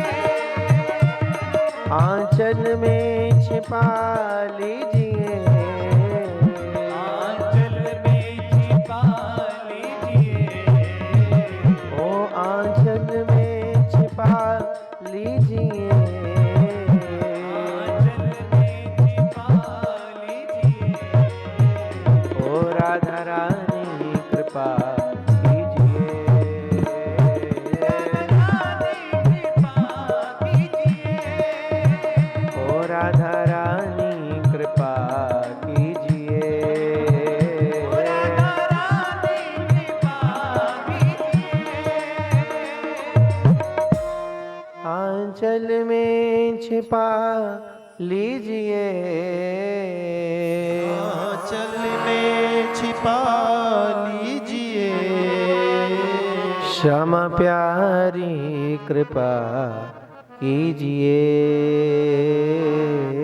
श्याम प्यारी कृपा कीजिए। पहले भी व्यर्थ हुआ कई बार मेरा जीवन, पहले भी व्यर्थ हुआ कई बार मेरा जीवन, पहले भी व्यर्थ हुआ कई बार मेरा जीवन, पहले भी व्यर्थ हुआ कई बार मेरा जीवन। मैं तोड़ नहीं पाया मोह माया के बंधन, मैं तोड़ नहीं पाया मोह माया के बंधन। अब की बारी बचा लीजिए, अब की बारी बचा लीजिए, अब की बारी बचा लीजिए, अब की बारी बचा लीजिए। श्यामा प्यारी कृपा कीजिए, श्यामा सब प्यारी गाइए। कृपा कीजिए, राधा रानी कृपा कीजिए, राधा रानी कृपा कीजिए। हरिदास तो पगली है जगती है रातों को, हरिदास तो पगली है जगती है रातों को। तुम दिल पर मत लेना पगली की बातों को, तुम दिल पर मत लेना पगली की बातों को। जो भी मन में आए कीजिए, जो भी मन में आए कीजिए। मोहे अपना बना लीजिए, मोहे अपना बना लीजिए। श्यामा प्यारी कृपा कीजिए, श्याम प्यारी कृपा कीजिए। वो कह रहे केवल वाणी का रसामृत करने से ताप त्रय विनाशाय, आपके तीनों प्रकार के ताप खत्म हो जाएंगे, ताप भी पाप भी। ताप कौन से? आदि भौतिक, आदि दैविक, आध्यात्मिक। आदि भौतिक माने आपको फिजिकली कोई कष्ट है, शरीर को कोई दिक्कत है, तो उससे भी आपको पार ले जाती है कथा।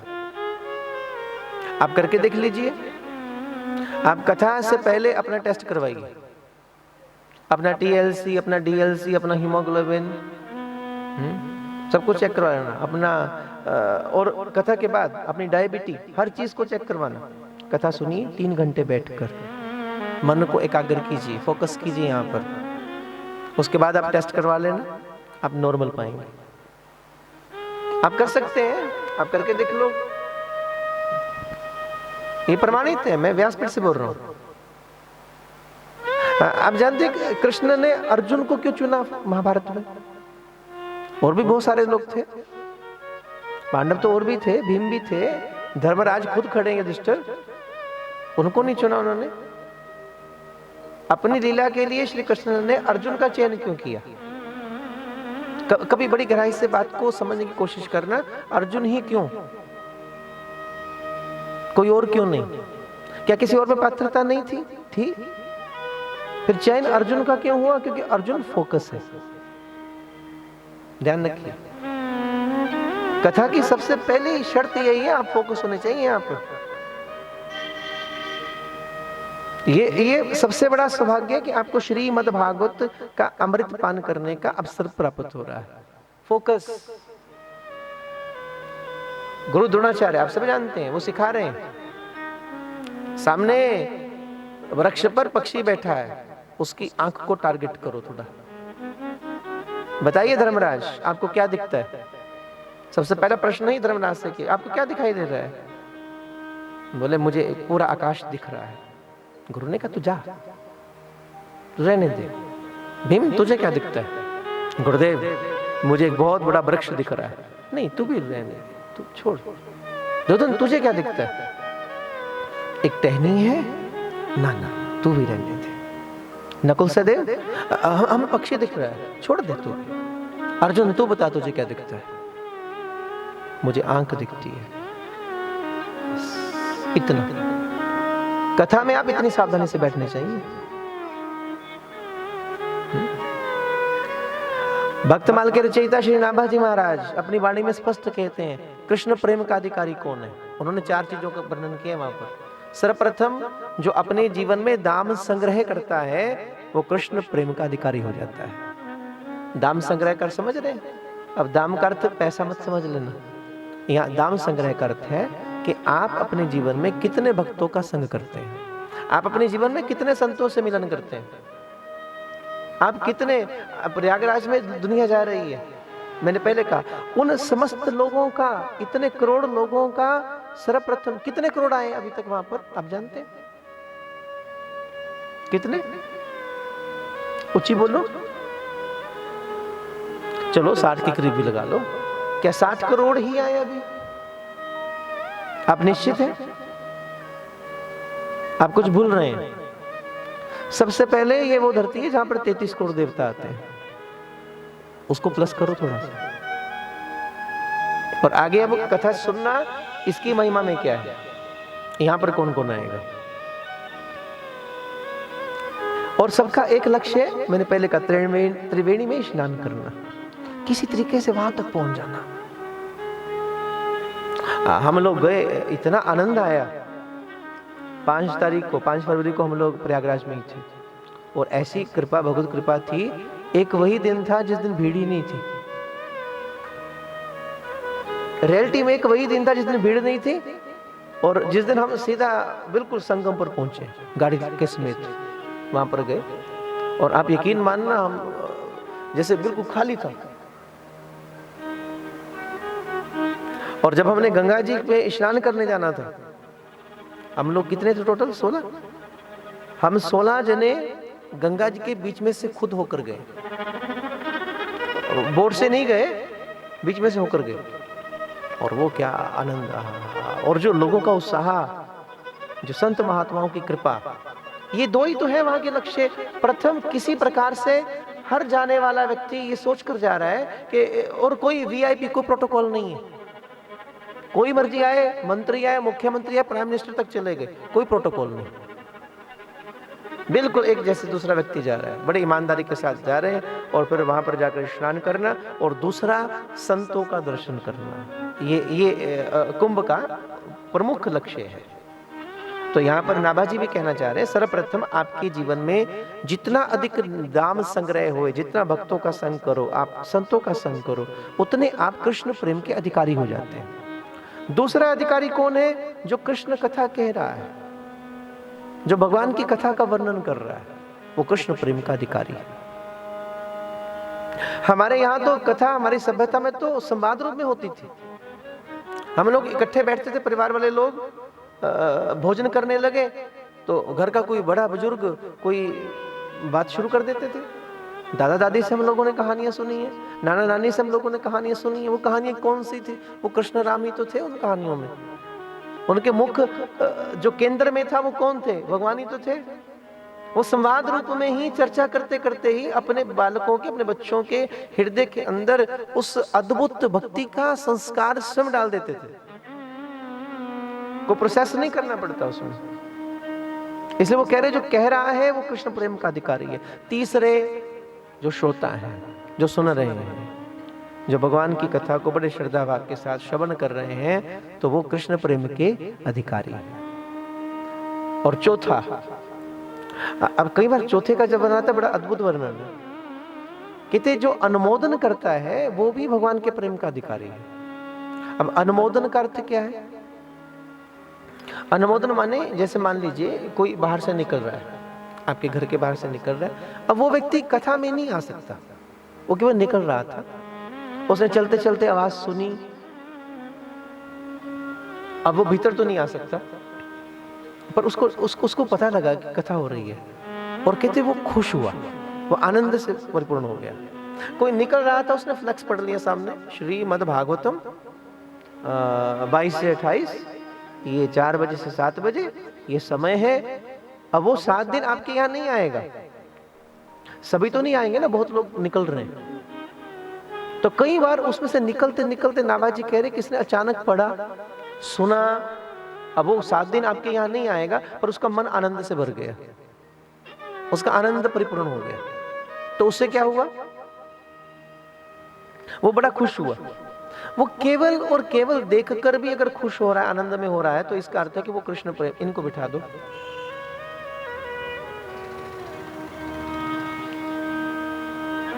वो कृष्ण प्रेम का अधिकारी है। इसलिए कथा बड़ी सावधानी के साथ, बड़े फोकस होकर, क्योंकि ये भगवान का अमृत है, कृपा प्रसाद है। आपके तीनों प्रकार के, आप वाणी पर ध्यान दें, तापत्रय विनाशाय, फिजिकली आपको फिट करता है। बड़ी श्रद्धा के साथ उसे सुनिए। श्रद्धा का अर्थ यही होता है कि गुरु के शब्द के प्रति अटूट विश्वास, वही श्रद्धा है। ये हमारी सभ्यता बड़ी अद्भुत है भारत की। प्रथम तो भारत की धरती पर आप हैं, ये परम सौभाग्य है। और वहां पर बैठकर भगवान को पाना कोई दुर्लभ थोड़ी है। किसी ग्रंथ ने, किसी संत ने कभी नहीं कहा कि कृष्ण दुर्लभ है। किसने ये नहीं कहा कि राम को पाना दुर्लभ है। नहीं, वो सुलभ है, वो बहुत बहुत ईजी है उनको प्राप्त करना। लेकिन अगर मुश्किल कुछ है संसार में, तो वो क्या है, संत समागम, हरि कथा, तुलसी दुर्लभ दो। किसी साधु का संग मिलना अतिशय दुर्लभ है, और भगवान की कथा प्राप्त होना ये अतिशय दुर्लभ है। इससे बड़ा सौभाग्य नहीं है कि हम लोगों को 7 दिन यहाँ बैठकर ये कथा सुनने का अवसर मिल रहा है। और कारण कोई भी हो, कारण आप दोनों हैं, आपके कारण सब लोग आएंगे। लेकिन वो कथा कल्याण किसका करेगी? चुना तो किसी एक को होगा ना। हो सकता है आपके मन में वो भाव आया, आपने उनसे कहा, स्वीकृति हुई, विचार मिले, हमने किसी का आदर किया, हमने किसी के शब्दों का सम्मान किया, हमने किसी के इमोशंस को, किसी की भावनाओं को आदर दिया। ठीक है, तुम्हारे मन का विचार है, ये होगा। लेकिन क्या वो कल्याण आप तक ही सीमित रहा? नहीं, 7 दिन किस किस का कल्याण नहीं होगा। और ये भी इस भ्रम में मत रहिएगा कि आप लोग जो बैठे हैं वही उसी का कल्याण है। मैंने पहले कहा, ये प्रकृति, जहां जिस आकाश के नीचे आप बैठे हो, ये आकाश, ये धरती अम्बा, ये सब पेड़ पौधे, इसके अलावा कितने कीट पतंगे, कितने पशु पक्षी जो यहाँ से निकलेंगे, जो यहाँ से कई लोग गुजरेंगे, इनके कानों में शब्द पड़ेगा, एक शब्द ही वो कल्याण करने वाला है। वो स्पष्ट कह रहे हैं कि आपके तीनों प्रकार के ताप और पाप, मन से, वचन से, कर्म से, और फिर फिजिकली, मेंटली आपको, आपकी इम्यूनिटी को स्ट्रॉन्ग कर रहा है। ये आपकी आत्मा की खुराक है। एक बैलेंस डाइट आप लेते हैं तो आपका शरीर, आपकी शरीर की इम्यूनिटी बड़ी स्ट्रांग होती है। ये आपके मन की खुराक है, ये आपकी अंतर आत्मा को सक्षम करने वाली है, ये आपको स्टेबल करने वाली, ये आपके पोटेंशियल को, आपकी एनर्जी को राइज अप करने वाली है। इसको बड़ी सावधानी, पहला दिन है आज, मेरा रिस्पॉन्सिबिलिटी है आपका और मुझे, हम दोनों को 7 दिन एक काम बड़ी ईमानदारी से करना है। आपको एक करना है, मुझे 2 करने हैं। बस आपको 7 दिन यहाँ बैठकर बड़ी ईमानदारी के साथ कथा का श्रवण करना है, और मुझे 2 काम करने हैं, कहना भी है और सुनना भी है। आपको केवल सुनना है, और यहाँ पर व्यासपीठ तो दोनों करेगी ना, बोलेगी भी और सुनेगी भी, सुनना भी साथ में। इसलिए अभिनंदन करते हुए, भगवान को धन्यवाद देते हुए वेद व्यास कह रहे हैं, श्री कृष्णाय वयम नुमः। अब यहाँ प्रणाम किया है। वयम शब्द बहुवचन है। वेद व्यास अकेले बैठे भागवत की स्मृति कर रहे हैं। कहाँ पर? बद्रीनाथ जी में, सरस्वती जी के तट पर उनका आश्रम है। जो लोग बद्रीनारायण गए उन्होंने दर्शन किया होगा। वहां पर बैठकर वो भागवत की रचना कर रहे हैं, स्मृति कर रहे हैं। या उसकी कृति कर रहे हैं, अकेले बैठे हैं, अकेले व्यक्ति को अगर प्रणाम करना है तो उसे क्या कहना चाहिए? वो सिंगुलर फॉर्म है ना, तो उसको प्रणाम करना चाहिए अहम नुमः, श्री कृष्णाय अहम नुमः, मैं आपको प्रणाम करता हूँ।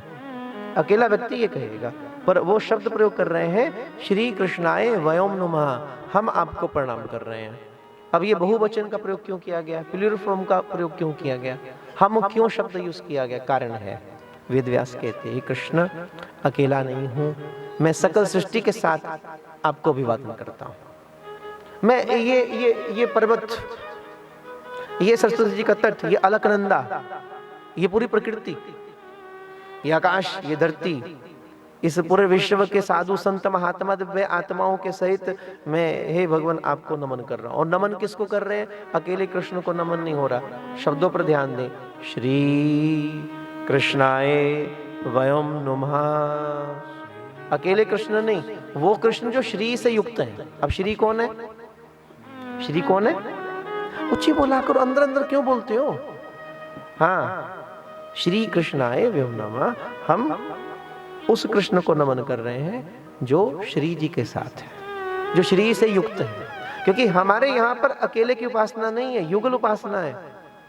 सीताराम जी की उपासना है, राधे कृष्ण की उपासना है, गौरी शंकर की उपासना है, अकेले की नहीं, शक्ति साथ है। इसलिए हमारे यहाँ पर जब अनुष्ठान भी होते हैं, यज्ञ आदि अनुष्ठान होते हैं, तो यहाँ पर भी आप अकेले नहीं आते, जो मैरिड है दोनों इकट्ठे आएंगे, उससे भगवान बड़े प्रसन्न होते हैं। द्वितीय श्लोक,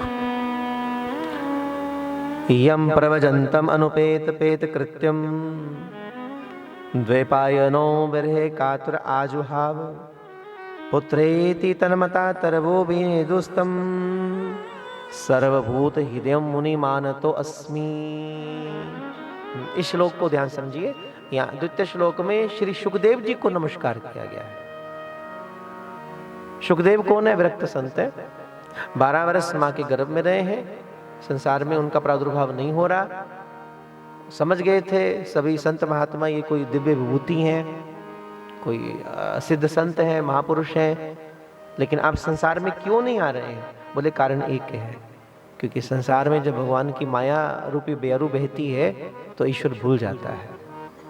इसलिए ये बड़े विडम्बन है। आप मुझे वचन दीजिए, भगवान से कह रहे हैं, हे नारायण आप वचन दीजिए, आपकी माया रूपी ब्यारू मुझे प्रभावित नहीं करेगी। जब तक जीव गर्भ में है, गर्भ को नरक कहा गया है, उल्टा है, बड़ा कष्ट हो रहा है, वो दिन रात ईश्वर का चिंतन कर रहे हैं, प्रभु आप कृपा कीजिए, मुझे संसार में भेजिए, मैं आपको वचन देता हूँ, मैं आपको जिंदगी भर आपका स्मरण करूंगा, सारा दिन 24 घंटे में आपका नाम जपूंगा, क्योंकि यात्रा बड़ी है। अब उल्टा लटका हुआ जीव, जो माँ खा रही है वो तीक्ष्ण खा रही है, तो उसकी कोमल बदन को उसकी पीड़ा को सहन करना पड़ता है। अब रो रहा है कि मुझे आप संसार में लेकर आइए, लेकिन मजे की बात यह है कि जैसे वो संसार में आया और भगवान की माया रूपी ब्यारू से प्रभावित हुआ, तो ईश्वर भूल गया और संसार की माया में वो प्रभावित हो गया। इसलिए सो क्यों बिसरे जिन सब किछ दिया। सुखदेव कह रहे हैं कि आप देखो सुखदेव कितने विरक्त संत हैं। वचन दिया भगवान नारायण ने, आपको मेरी माया प्रभावित नहीं करेगी। वेद व्यास जी कह रहे हैं मैं आपको रोकूंगा नहीं, मैं जानता हूं आप कोई दिव्य पुरुष हैं, आप आइए संसार का कल्याण करें। लेकिन जैसे उनका प्रादुर्भाव हुआ सुखदेव जी का, 12 वर्ष की आयु, अवधूत गौर बदन, बड़े सुंदर नेत्र, नगन सुंदर केश, चले जाते थे वन की ओर। वो कह रहे हैं यम प्रवजंतम अनुपेत कृत्यम द्वैपायनो विरहे कातर आजुहाव। विरह में कातर होकर वेद व्यास अपने पुत्र के पीछे दौड़ रहे हैं। हाँ पुत्र, हाँ पुत्र। वो उत्तर नहीं दे रहे, वन के वृक्ष उत्तर दे रहे हैं। कौन किसका पिता, कौन किसका पुत्र, सब संबंध है, लेन देन के चलते रहेंगे। निकल पड़े। कहते जिस मार्ग से सुखदेव जा रहे थे, रास्ते में एक बावली थी और बावली में सरोवर में कुछ स्त्रियां स्नान कर रही थी। सुखदेव निकल गए और पीछे कौन आ रहे हैं? वेद व्यास जी। तो सुखदेव जी को देखकर उन स्त्रियों को लज्जा नहीं आई, पर जैसे उन्होंने वेद व्यास जी को देखा तो उनको कुछ संकोच हुआ। वेद व्यास रुके, बोले आप मुझे इस बात का उत्तर दीजिए कि मुझसे पहले मेरा पुत्र निकला था, यौवन था, अवधूत था, उसको देखकर आपको संकोच नहीं हुआ। मैं वृद्ध हूं, आपके पिता के आयु का हूं, मुझे देखकर आपको संकोच क्यों हो रहा है? ये वेद व्यास जी ने प्रश्न किया उन बावली में स्नान करने वाली स्त्रियों से। मेरे पुत्र को देखकर आपको संकोच नहीं हुआ, लेकिन मुझे क्यों, मुझे देखकर क्यों? मैं तो वृद्ध हूं, आपके पिता के आयु का हूं।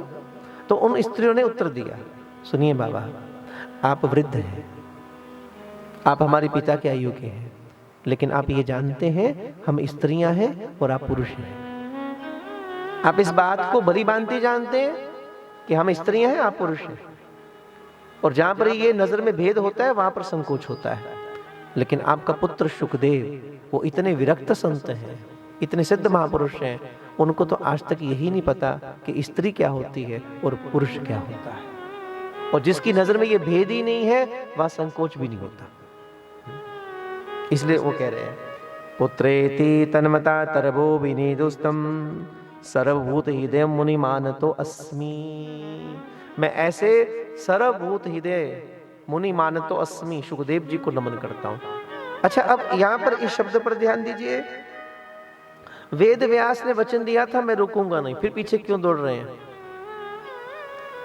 पुत्र के मोह के कारण नहीं दौड़ रहे हैं, वह समझ चुके थे ये जो आए हैं ये कौन है। यहां पर एक शब्द का प्रयोग किया गया है, सर्वभूत हृदय मुनि मानतो अस्मि। ये वो है जो सबके हृदय में निवास करने वाले हैं, और सबके हृदय में रहने वाला कौन है? वो ईश्वर के सिवा कोई और नहीं है। माने जो मेरे सन्मुख आया है वो केवल पुत्र नहीं है, वो साक्षात ईश्वर ही इस रूप में परिणत होकर आया है। तो इसके द्वारा जन कल्याण होना चाहिए। कभी कभी कोई दिव्य महापुरुष, कोई युग पुरुष इस रूप में आता है, तो फिर उसके माध्यम से अगर कथा हो, उसके माध्यम से वाणी का अमृत लोगों को मिले तो जन जन का कल्याण होगा। इसलिए श्रीमद् भागवत रूपी अमृत से जन कल्याण है। नैमिषारण्य में बैठे 88,000 लोग इस कथा को सुन रहे हैं। आप में जो लोग नैमिषारण्य गए होंगे, गए आप में से कोई? नहीं गए? गए हो आप नैमिषारण्य? उत्तर प्रदेश, सीतापुर डिस्ट्रिक्ट, कन्नौज के पास।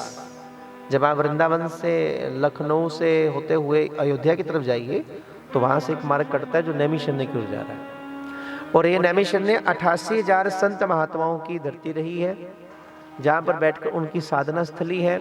इसकी बड़ी महिमा है। मनुष्यरूपा जी की, जो सृष्टि के आदि पुरुष और शक्ति हैं, मनुष्यरूपा जो साधना की है, यहीं पर उनकी तपस्थली है। यहीं पर भगवान नारायण ने उनको दर्शन दिया था और आपके घर में राम बनकर आऊंगा ऐसा आशीर्वाद उन्होंने नैमिषारण्य की धरती पर ही दिया था। लवकुश ने जो राम जी को कथा सुनाई वो इसी नैमिषारण्य की धरती है, और भगवान राम द्वारा जो अश्वमेध यज्ञ किए गए हैं वो भी इसी धरती पर किए गए। जितने भी पुराणों का प्रसार प्रचार हुआ है वो इसी धरती पर हुआ है। वेद व्यास जी जो भी पुराण लिखते थे, जो भी वेद की व्याख्या करते थे, वो इन्हीं 88,000 साधुओं के बीच में आके करते थे। ये जितने संत महात्मा बैठे हैं, और ये लोग कितने वर्षों से यज्ञ इत्यादि कर रहे हैं। अब इस प्रकरण पर थोड़ा ध्यान दीजिएगा। श्रीमद् भागवत में आपको कुछ प्रकरण ऐसे मिलेंगे। सर्वप्रथम इन 88,000 संतों का जो यज्ञ इत्यादि कर रहे हैं, पर कितने वर्षों के करने के बाद भी उनको ऐसा लग रहा है कि हमारा मन सेटिस्फाइड नहीं है, हमारे मन में कुछ अतृप्ति है, कुछ रह गया, कुछ छूट गया, मन शांत नहीं हो पा रहा। वेद व्यास जी ने, दूसरा प्रकरण क्या है, वेद व्यास जी ने एक वेद से 4 वेद बनाए, उनकी 1100 उपशाखाएं बनाई, 17 पुराण लिखे, बहुत लंबी चौड़ी चर्चा की है।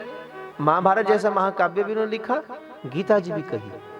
पर सब कुछ कहने के बाद भी वेद व्यास जी का अपना मन भी सेटिस्फाइड नहीं था, उनको भी तृप्ति नहीं थी, वो भी उदास थे, उनको भी उदासी थी, उनका मन भी खिन्न था। और तीसरा प्रकरण नारद जी का। नारद बहुत एजुकेटेड पर्सन है, नारद भक्ति के आचार्य हैं, देव ऋषि हैं। नारद जी की मुलाकात होती है संत कुमार से, नारद उदास थे। संत कुमार ने पूछा आपको उदासी क्यों है, आप तो बहुत पढ़े लिखे हैं, बहुत कुछ आपने हासिल किया। बोले ये सत्य है, और आप नारद जी की एजुकेशन सुनेंगे तो हैरान हो जाएंगे। वो पूछ रहे हैं आपने क्या क्या क्या अर्जित किया। वो कहते 4 वेद, 6 शास्त्र, सभी शास्त्र मुझे उसमें मैं निपुण हूं, कंठस्थ है, मुझे याद है। जितने पुराण सबको मुझे पता है। इसके अलावा मैथमेटिक्स, इकोनॉमिक्स,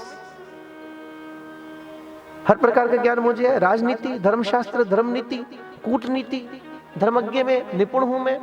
हर प्रकार की नीति के साथ मेरा हर प्रकार से उन्होंने उसको हासिल किया है। इसके अलावा आप जो जो पढ़ रहे हैं महाराज, फिजिक्स की नॉलेज,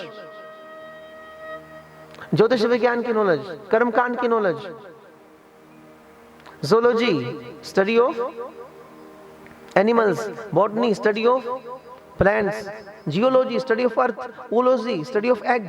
नारद बोल रहे हैं, ये वर्णित है उपनिषदों में। वो बता रहे हैं कि ये सब ज्ञान मुझे है, मैंने सब पढ़ा है, लेकिन उसके बाद भी मेरा मन शांत नहीं है, मेरे मन में बड़ा उपद्रव हो रहा है। अब आप थोड़ा सा महसूस करके देखिए, ये 3 प्रकरणों में सर्वप्रथम प्रकरण है नैमिषारण्य के 88,000 श्लोकों का। संत महात्मा, ये साधु हैं, ये दिन रात योग करने वाले लोग हैं, साधना करने वाले लोग हैं, यज्ञ इत्यादि अनुष्ठान करने वाले लोग हैं, पर उनको भी लग रहा है कि अभी तक हमारे मन को तृप्ति नहीं हो पा रही है, हमारा मन सेटिस्फाइड नहीं है। वेद व्यास जी जिन्होंने सब लिखा, चारों वेद, 6 शास्त्र, सब उपनिषद, सबके सब 1100 उपशाखाएं वेदों की, महाभारत जैसा महाकाव्य, पुराण लिखे, 17 पुराण लिखे, वो भी कह रहे हैं नारद जी को कि मेरा मन सेटिस्फाइड नहीं है। और खुद नारद जो उस एजुकेशन को लेने वाले हैं, उनका मन भी तृप्त नहीं है।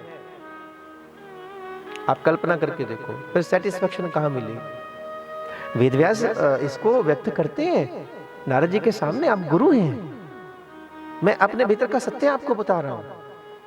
अगर मेरे ज्ञान के द्वारा मेरा अपना मन तृप्त नहीं हो पा रहा, अगर मेरे ज्ञान के द्वारा, मेरी रचनाओं के द्वारा मेरे अपने मन में संतोष नहीं है, मेरे अपने मन में तृप्ति नहीं है, तो फिर मेरा ज्ञान संसार को तृप्त कैसे करेगा? आप बताइए, भूल कहां है? आप कल्पना करो, गुरु सामने हो तो फिर छिपाव नहीं, गुरु सामने हो तो फिर अपने अंतर्मन को प्रकट कर देना चाहिए। डॉक्टर, आप किसी प्रॉब्लम में है, बीमार है, डॉक्टर के सामने अगर अपनी स्थिति को छिपा लेंगे तो फिर इलाज नहीं हो पाएगा। वेद व्यास छिपाते नहीं, ये 88,000 संत महात्मा छिपाते नहीं। चतुर्थ श्लोक में शौनक जी कह रहे हैं, 88,000 संतों की ओर से शौनक जी बोल रहे हैं, अज्ञान दवंत विध्वंस कोटि सूर्य संप्रभा। इन शब्दों को बड़े ध्यान से समझिएगा। सामने सूर्य जी बैठे हैं, गुरु हैं, और हमारी संस्कृति ने कहा गुरु के प्रति जब बैठिए गुरु के सामने तो इस भाव से नहीं बैठना कोई व्यक्ति आपको बात कर रहा है, बल्कि इस कदर बैठिए कि साक्षात भगवान ही इस रूप में बैठकर मेरा कल्याण करने के लिए आए हैं। गुरु के प्रति सदा भगवत भाव होना चाहिए। तो सूर्य जी सामने बैठे गुरु रूप में है, और 88,000 संतों की ओर से शौनक जी कह रहे हैं, गुरुदेव, अज्ञान द्वंत विध्वंस कोटि सूर्य संप्रभा। आप बताइए, हमारे अंतर में अज्ञान बहुत है, अंधकार बहुत है। आप कल्पना करके देखो, ये जो साधु महात्मा हैं जो वर्षों से साधना कर रहे हैं, इनके मन में कौन सा अज्ञान है? इनके मन में अज्ञान नहीं है। ये जो प्रश्न किया जा रहा है, ये हम जन समाज के लिए किया जा रहा है। साधु जब भी प्रश्न करेगा, साधु कभी आपको उदास दिखेगा तो उसकी उदासी अपने लिए नहीं है, वो उसकी उदासी भी जन कल्याण के लिए है, क्योंकि गुरु ही है जो आपको प्रकाशित करता है। गुरु का अर्थ भी क्या है? गु माने अंधकार, रू माने प्रकाश करने वाला। सतगुरु नानक प्रगटया मिट तुंद जग चानन हुआ। गुरु प्रकट होगा, गुरु आएगा तो आपके भीतर के अज्ञानता के अंधकार को ध्वस्त कर देगा, वो आपको शांति से भर देगा, वो आपको ज्ञान से, प्रेम से, भक्ति से प्रकाशित कर देगा। ये गुरु का काम है। इसलिए वो कह रहे हैं, अज्ञान ध्वंत विध्वंस कोटि सूर्य संप्रभा। आप सदगुरु हैं और आपके भीतर में एक नहीं, कोटि कोटि सूर्य, करोड़ों सूर्य के समान ज्ञान का, भक्ति का प्रकाश है। सूत ख्यई कथा सारम मम कर्ण रसायनम। आप कृपा करके हमारे कानों में कोई रसायन दीजिए। कर्ण रसायन, रसायन किसको बोलते? दवा को। कोई ऐसी दवा दीजिए, हमें वेद नहीं सुनना, हमें शास्त्र नहीं सुनना, आप हमें कुछ ऐसा सुनाइए जो सार हो, जिसको सुनने मात्र से समस्त वेदों का, शास्त्रों का, उपनिषदों का परम फल प्राप्त हो जाए। आप ऐसी हम पर कृपा करें। यहाँ अष्टम श्लोक में गुरु महिमा गा रहे हैं शौनक जी। सबसे पहले गुरु महिमा गाई है और कह रहे हैं वो, चिंतामणि लोक सुखम। जिसको चिंतामणि मिल जाए, पारसमणि मिल जाए, उसको संसार का सुख प्राप्त होता है। माने जिसको उसको अपार धन मिल जाएगा और धन के द्वारा वो संसार की प्रतिष्ठा, मान सम्मान सब कुछ प्राप्त कर सकता है।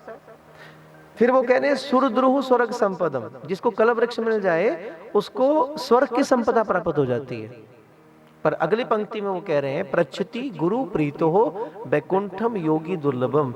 लेकिन जिसको आप जैसा सदगुरु प्राप्त हो जाए उसे साक्षात वृंदावन बिहारी की प्राप्ति हो जाती है।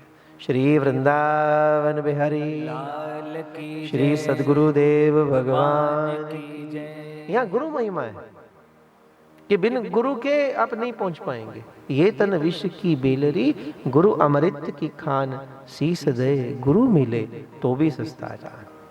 तभी हमने कहा कि गुरु ब्रह्मा गुरु विष्णु गुरु देवो महेश्वरा गुरु साक्षात पर ब्रह्म तस्मै श्री गुरुवे नमः। यहाँ गुरु की महिमा बहुत महिमा है। मैं एक प्रकरण सुनाता हूँ, आप योगा वशिष्ठ महारामायण। राम, आप कल्पना करो राम कौन है? साक्षात ब्रह्म परमात्मा। जो रम रहा है वो राम है, जो रम रहा है वो राम है। जो अनंत कोटि ब्रह्मांड के राजा धीराज है, जिसको सबने गाया गुनगुनाया, वो त्रिलोकीनाथ मंगल भवन अमंगल हारी द्रबहु सुदशरथ अजर बिहारी। जब जब होवे धर्म को हानि बाढ़े हैं असुर अधम अभिमानी तब तब प्रभु धर विभद शरीरा हरहि कृपा निधि सज्जन पीरा। वो राम जो दुनिया के लिए आए वो साक्षात परिपूर्ण ब्रह्म निर्गुण ब्रह्म सगुण बनकर अवध की पावन धरा पर आया। आप कल्पना करो राम के जीवन का भी एक समय ऐसा है, आफ्टर 16 साल की उम्र के बाद कुछ अवस्था ऐसी थी राम की, राम का मन खिन्न है, राम उदास है, उनका मन उचेट है। अपने राम के अपने भीतर मन के अंदर बहुत अधिक दर्द है, कुछ समझ नहीं आ रहा। कई बार ऐसा होता है, हमारे जीवन में होता है, सब कुछ है, धन है, वैभव है, प्रतिष्ठा है, मान है, सम्मान है, सब कुछ है, पर फिर भी कई बार ऐसा होता है ना, सब कुछ होने के बाद भी आप थोड़े उदास हैं, आपका मन थोड़ा खिन्न है। कोई पूछता है क्या हुआ, बोले कुछ नहीं। आप उदास दिखते हैं, शरीर में कोई पीड़ा, बोले नहीं बिल्कुल बिल्कुल ठीक है, स्वस्थ है। घर में कोई बात हुई क्या, नहीं। किसी से मनमुटाव हुआ क्या, नहीं। कोई बाहर की कोई प्रॉब्लम है, कोई जॉब में, कोई ऑफिस में, कोई बिजनेस में, नहीं, सब कुछ बहुत अच्छा, बड़ी कृपा है। बोले फिर आप उदास क्यों है, बोले समझ नहीं आता। कई बार ये हम सबके साथ होता है, सब कुछ होने के बाद भी कुछ दिक्कत है पर समझ नहीं आ रही वो कहाँ है, उसका उत्तर हमारे पास नहीं होता। राम का मन उदास था, राम थोड़े खिन्न थे, थोड़ा स्वभाव में फर्क था, किसी की समझ में नहीं आ रहा, ना माँ की समझ में आता, ना पिता की समझ में आता। अचानक इनको क्या हुआ, और कहते एक रात, आधी रात का वक्त था, 1 बजे के करीब राम बहुत बेचैन थे, अपने कक्ष में चक्कर काट रहे थे और इतनी बेचैनी, राम सो नहीं पा रहे हैं और तब अपने कक्ष से निकलते हैं और कक्ष से निकलकर कहाँ जाएंगे, सीधा गुरु तक गए और कहीं नहीं गए, अपने गुरु के दर पर गए। 1 बजे के करीब हल्की हल्की बरसात हो रही थी, गुरु की कुटिया, द्वार बंद था। राम गए और राम ने साकल खटखटाई, साकल खटखटाई और गुरु ने भीतर से आवाज दी, कौन है? राम कुछ नहीं बोलते, बात को बड़े ध्यान से समझना। गुरु ने आवाज दी, कौन है? राम ने कुछ नहीं कहा। गुरु ने फिर आवाज दी, कौन है? राम फिर कुछ नहीं बोले। फिर तीसरी आवाज दी, कौन है? राम ने कुछ नहीं कहा। और फिर बाद में गुरु उठे, आए और द्वार खोला।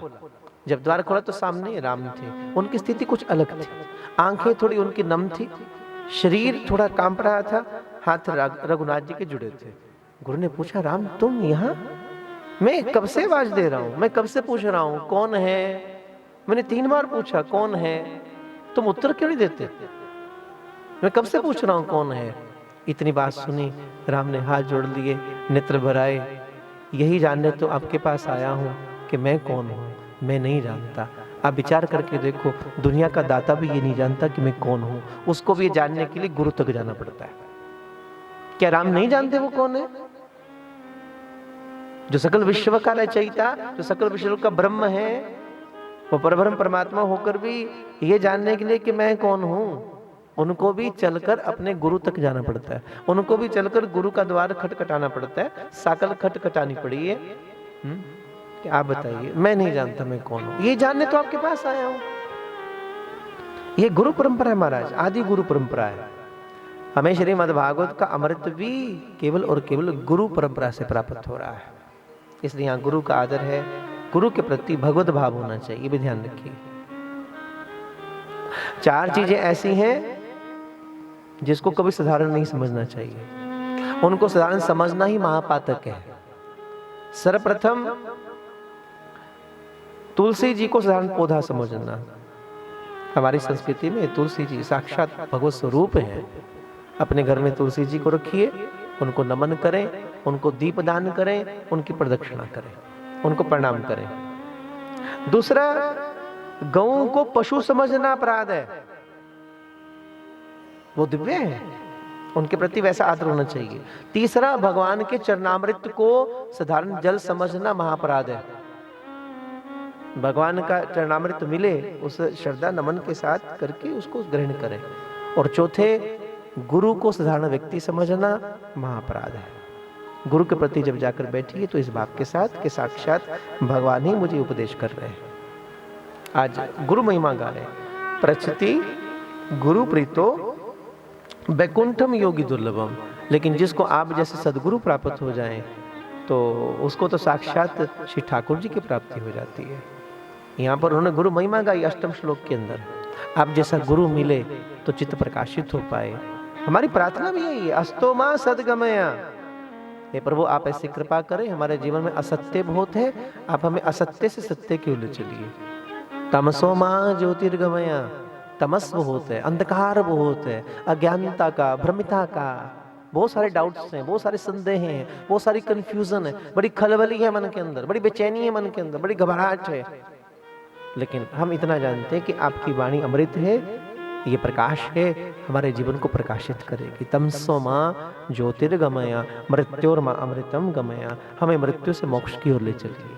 ये केवल आप कर सकते हैं, ये समर्थता केवल आपकी है। उनके सामने हाथ जोड़कर बैठ जाइए। कुछ ना बन पड़े तो शरणागति, केवल शरणागति। शरण में आए हैं हम तिहारी, दया करो हे दयालु भगवन। संभालो बिगड़ी दशा हमारी, दया करो हे दयालु भगवन। शरण में आए हैं हम तिहारी, दया करो हे दयालु भगवन। संभालो बिगड़ी दशा हमारी, दया करो हे दयालु भगवन। संभालो बिगड़ी दशा हमारी, इसका अर्थ क्या है? इसका अर्थ ये मत समझना कि हमारे भौतिक सुखों की कमी है, नहीं, सब कुछ है। आप धन धान्य से परिपूर्ण है, सुख समृद्धि से पूर्ण है, आपके पास बहुत बढ़िया बंगला है, कोठी है, बढ़िया बढ़िया गाड़ी है, हर चीज आपके पास है, सब प्रकार की जगत की सुख सुविधाएं आपके पास है, प्रतिष्ठा है, मान सम्मान है, घर परिवार में सुख समृद्धि है, आपकी बहुत अच्छी बनती है, आपस में बहुत बढ़िया है, आप हर छोर से बढ़िया है। लेकिन सब कुछ होने के बाद भी हमारा मन भगवान के साथ नहीं कनेक्ट हो पा रहा, हमारा मन कृष्ण की कथा में नहीं लगता, तो समझना स्थिति मन की बिगड़ी हुई है। सब कुछ होने के बाद भी आपको कथा पर नहीं लगती, सब कुछ होने के बाद भी आपका कथा में मन नहीं लगता, आपको भगवान के नाम में रस नहीं मिलता, तो समझना मन की स्थिति बिगड़ी हुई है। इसको कहा गया है, संभालो बिगड़ी दशा हमारी, दया करो हे दयालु भगवन। विनम्रता। आप विचार कीजिए, महाभारत युद्ध का परिणाम क्या होगा, इसका निर्णय कब हुआ? महाभारत युद्ध का परिणाम क्या होगा, इसका निर्णय कब हुआ? कुरुक्षेत्र में। महाभारत युद्ध का परिणाम क्या होगा, इसका निर्णय कहां हुआ? बोलो, कहां हुआ? कुरुक्षेत्र में नहीं, उससे पहले हो चुका था। कहाँ? द्वारिका में।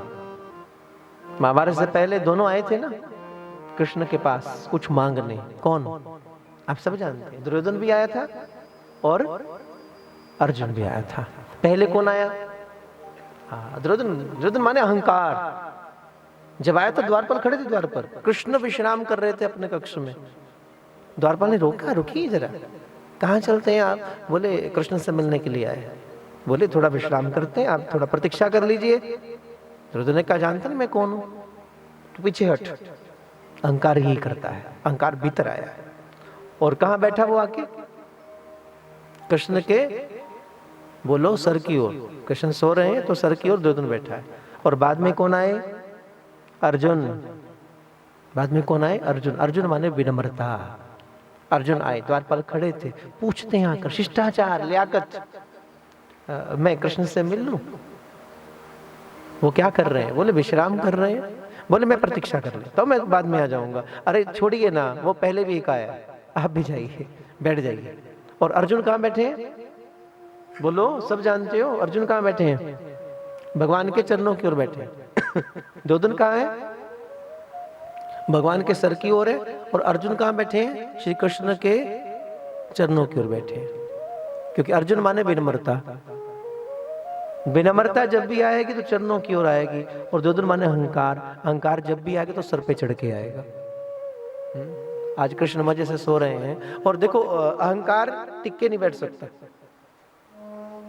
विनम्रता आराम से शांति से बैठी है। दुर्योधन टिक के नहीं बैठ पाया। अब उसे बड़ी हो रही है, खलबली हो रही है, कब उठेंगे, मैं कुछ मांग लूं। अब कभी चुटकी बजा रहा है जानबूझ के कि शायद उठ जाए। और कन्हैया भी मजे से सो रहे हैं। और कभी कभी तो जान के, क्यों ये थोड़ा उठे। और आज कन्हैया तो महाराज इतने मजे से सो रहे हैं कि आज तो पूरा विश्राम करो। और फिर कुछ समय के बाद कृष्ण उठे। जैसे उठे तो ध्यान सबसे पहले कहाँ जाएगा? चरणों की ओर जाएगा। सामने कौन बैठे थे? अर्जुन, हाथ जोड़ के। और अर्जुन भी कृष्ण को देखकर बड़े आनंदित हो रहे हैं। ठाकुर जी विश्राम कर रहे हैं, कितने प्यारे लग रहे हैं। दुर्योधन टिक के नहीं बैठ पा रहा और अर्जुन बड़े शांत हैं। उठकर बैठे तो सामने अर्जुन दिखा। तो कन्हैया ने पूछा, अर्जुन तुम आए? अब दुर्योधन को लगा, ले पहले तो इसको देख लिया, आया मैं था। तो फटाफट आगे आया। बोले कृष्ण पहले मैं आया हूं, मैं भी हूं। अब देखो यही फर्क है। विनम्रता को नहीं बताना पड़ता कि मैं हूं, पर अहंकार को बताना पड़ेगा मैं भी हूं, मुझे भी देख लो, मैं भी आया हूं। लेकिन मैंने तो इसको देखा ना। अरे भले आपने इसको देखा हो, पर पहले तो मैं आया हूं ना। पहले तो मेरा आगमन हुआ। हम कुछ मांगने आए हैं। ठीक है, आप पहले आए हैं तो आप मांग लीजिए, पर पहले सुन लीजिए।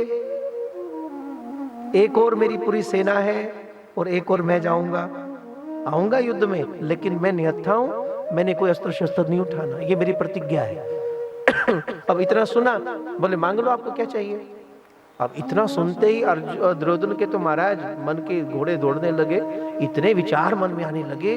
बोले युद्ध का अवसर है, युद्ध में तो योद्धा चाहिए, युद्ध करने वाले। इस व्यक्ति का मैं क्या करूंगा जो निहत्था बैठेगा। तो ठीक है, आप ऐसा कीजिए, अपनी सेना मुझे दे दीजिए। कृष्ण मुस्कुराया, आप ले जाइए। और दुर्योधन दौड़ गया, चला गया। कृष्ण मुड़े थोड़ा सा अर्जुन की ओर, हे अर्जुन, सारा माखन तो वो निकाल कर ले गया, अब तू क्या करेगा। अर्जुन के हाथ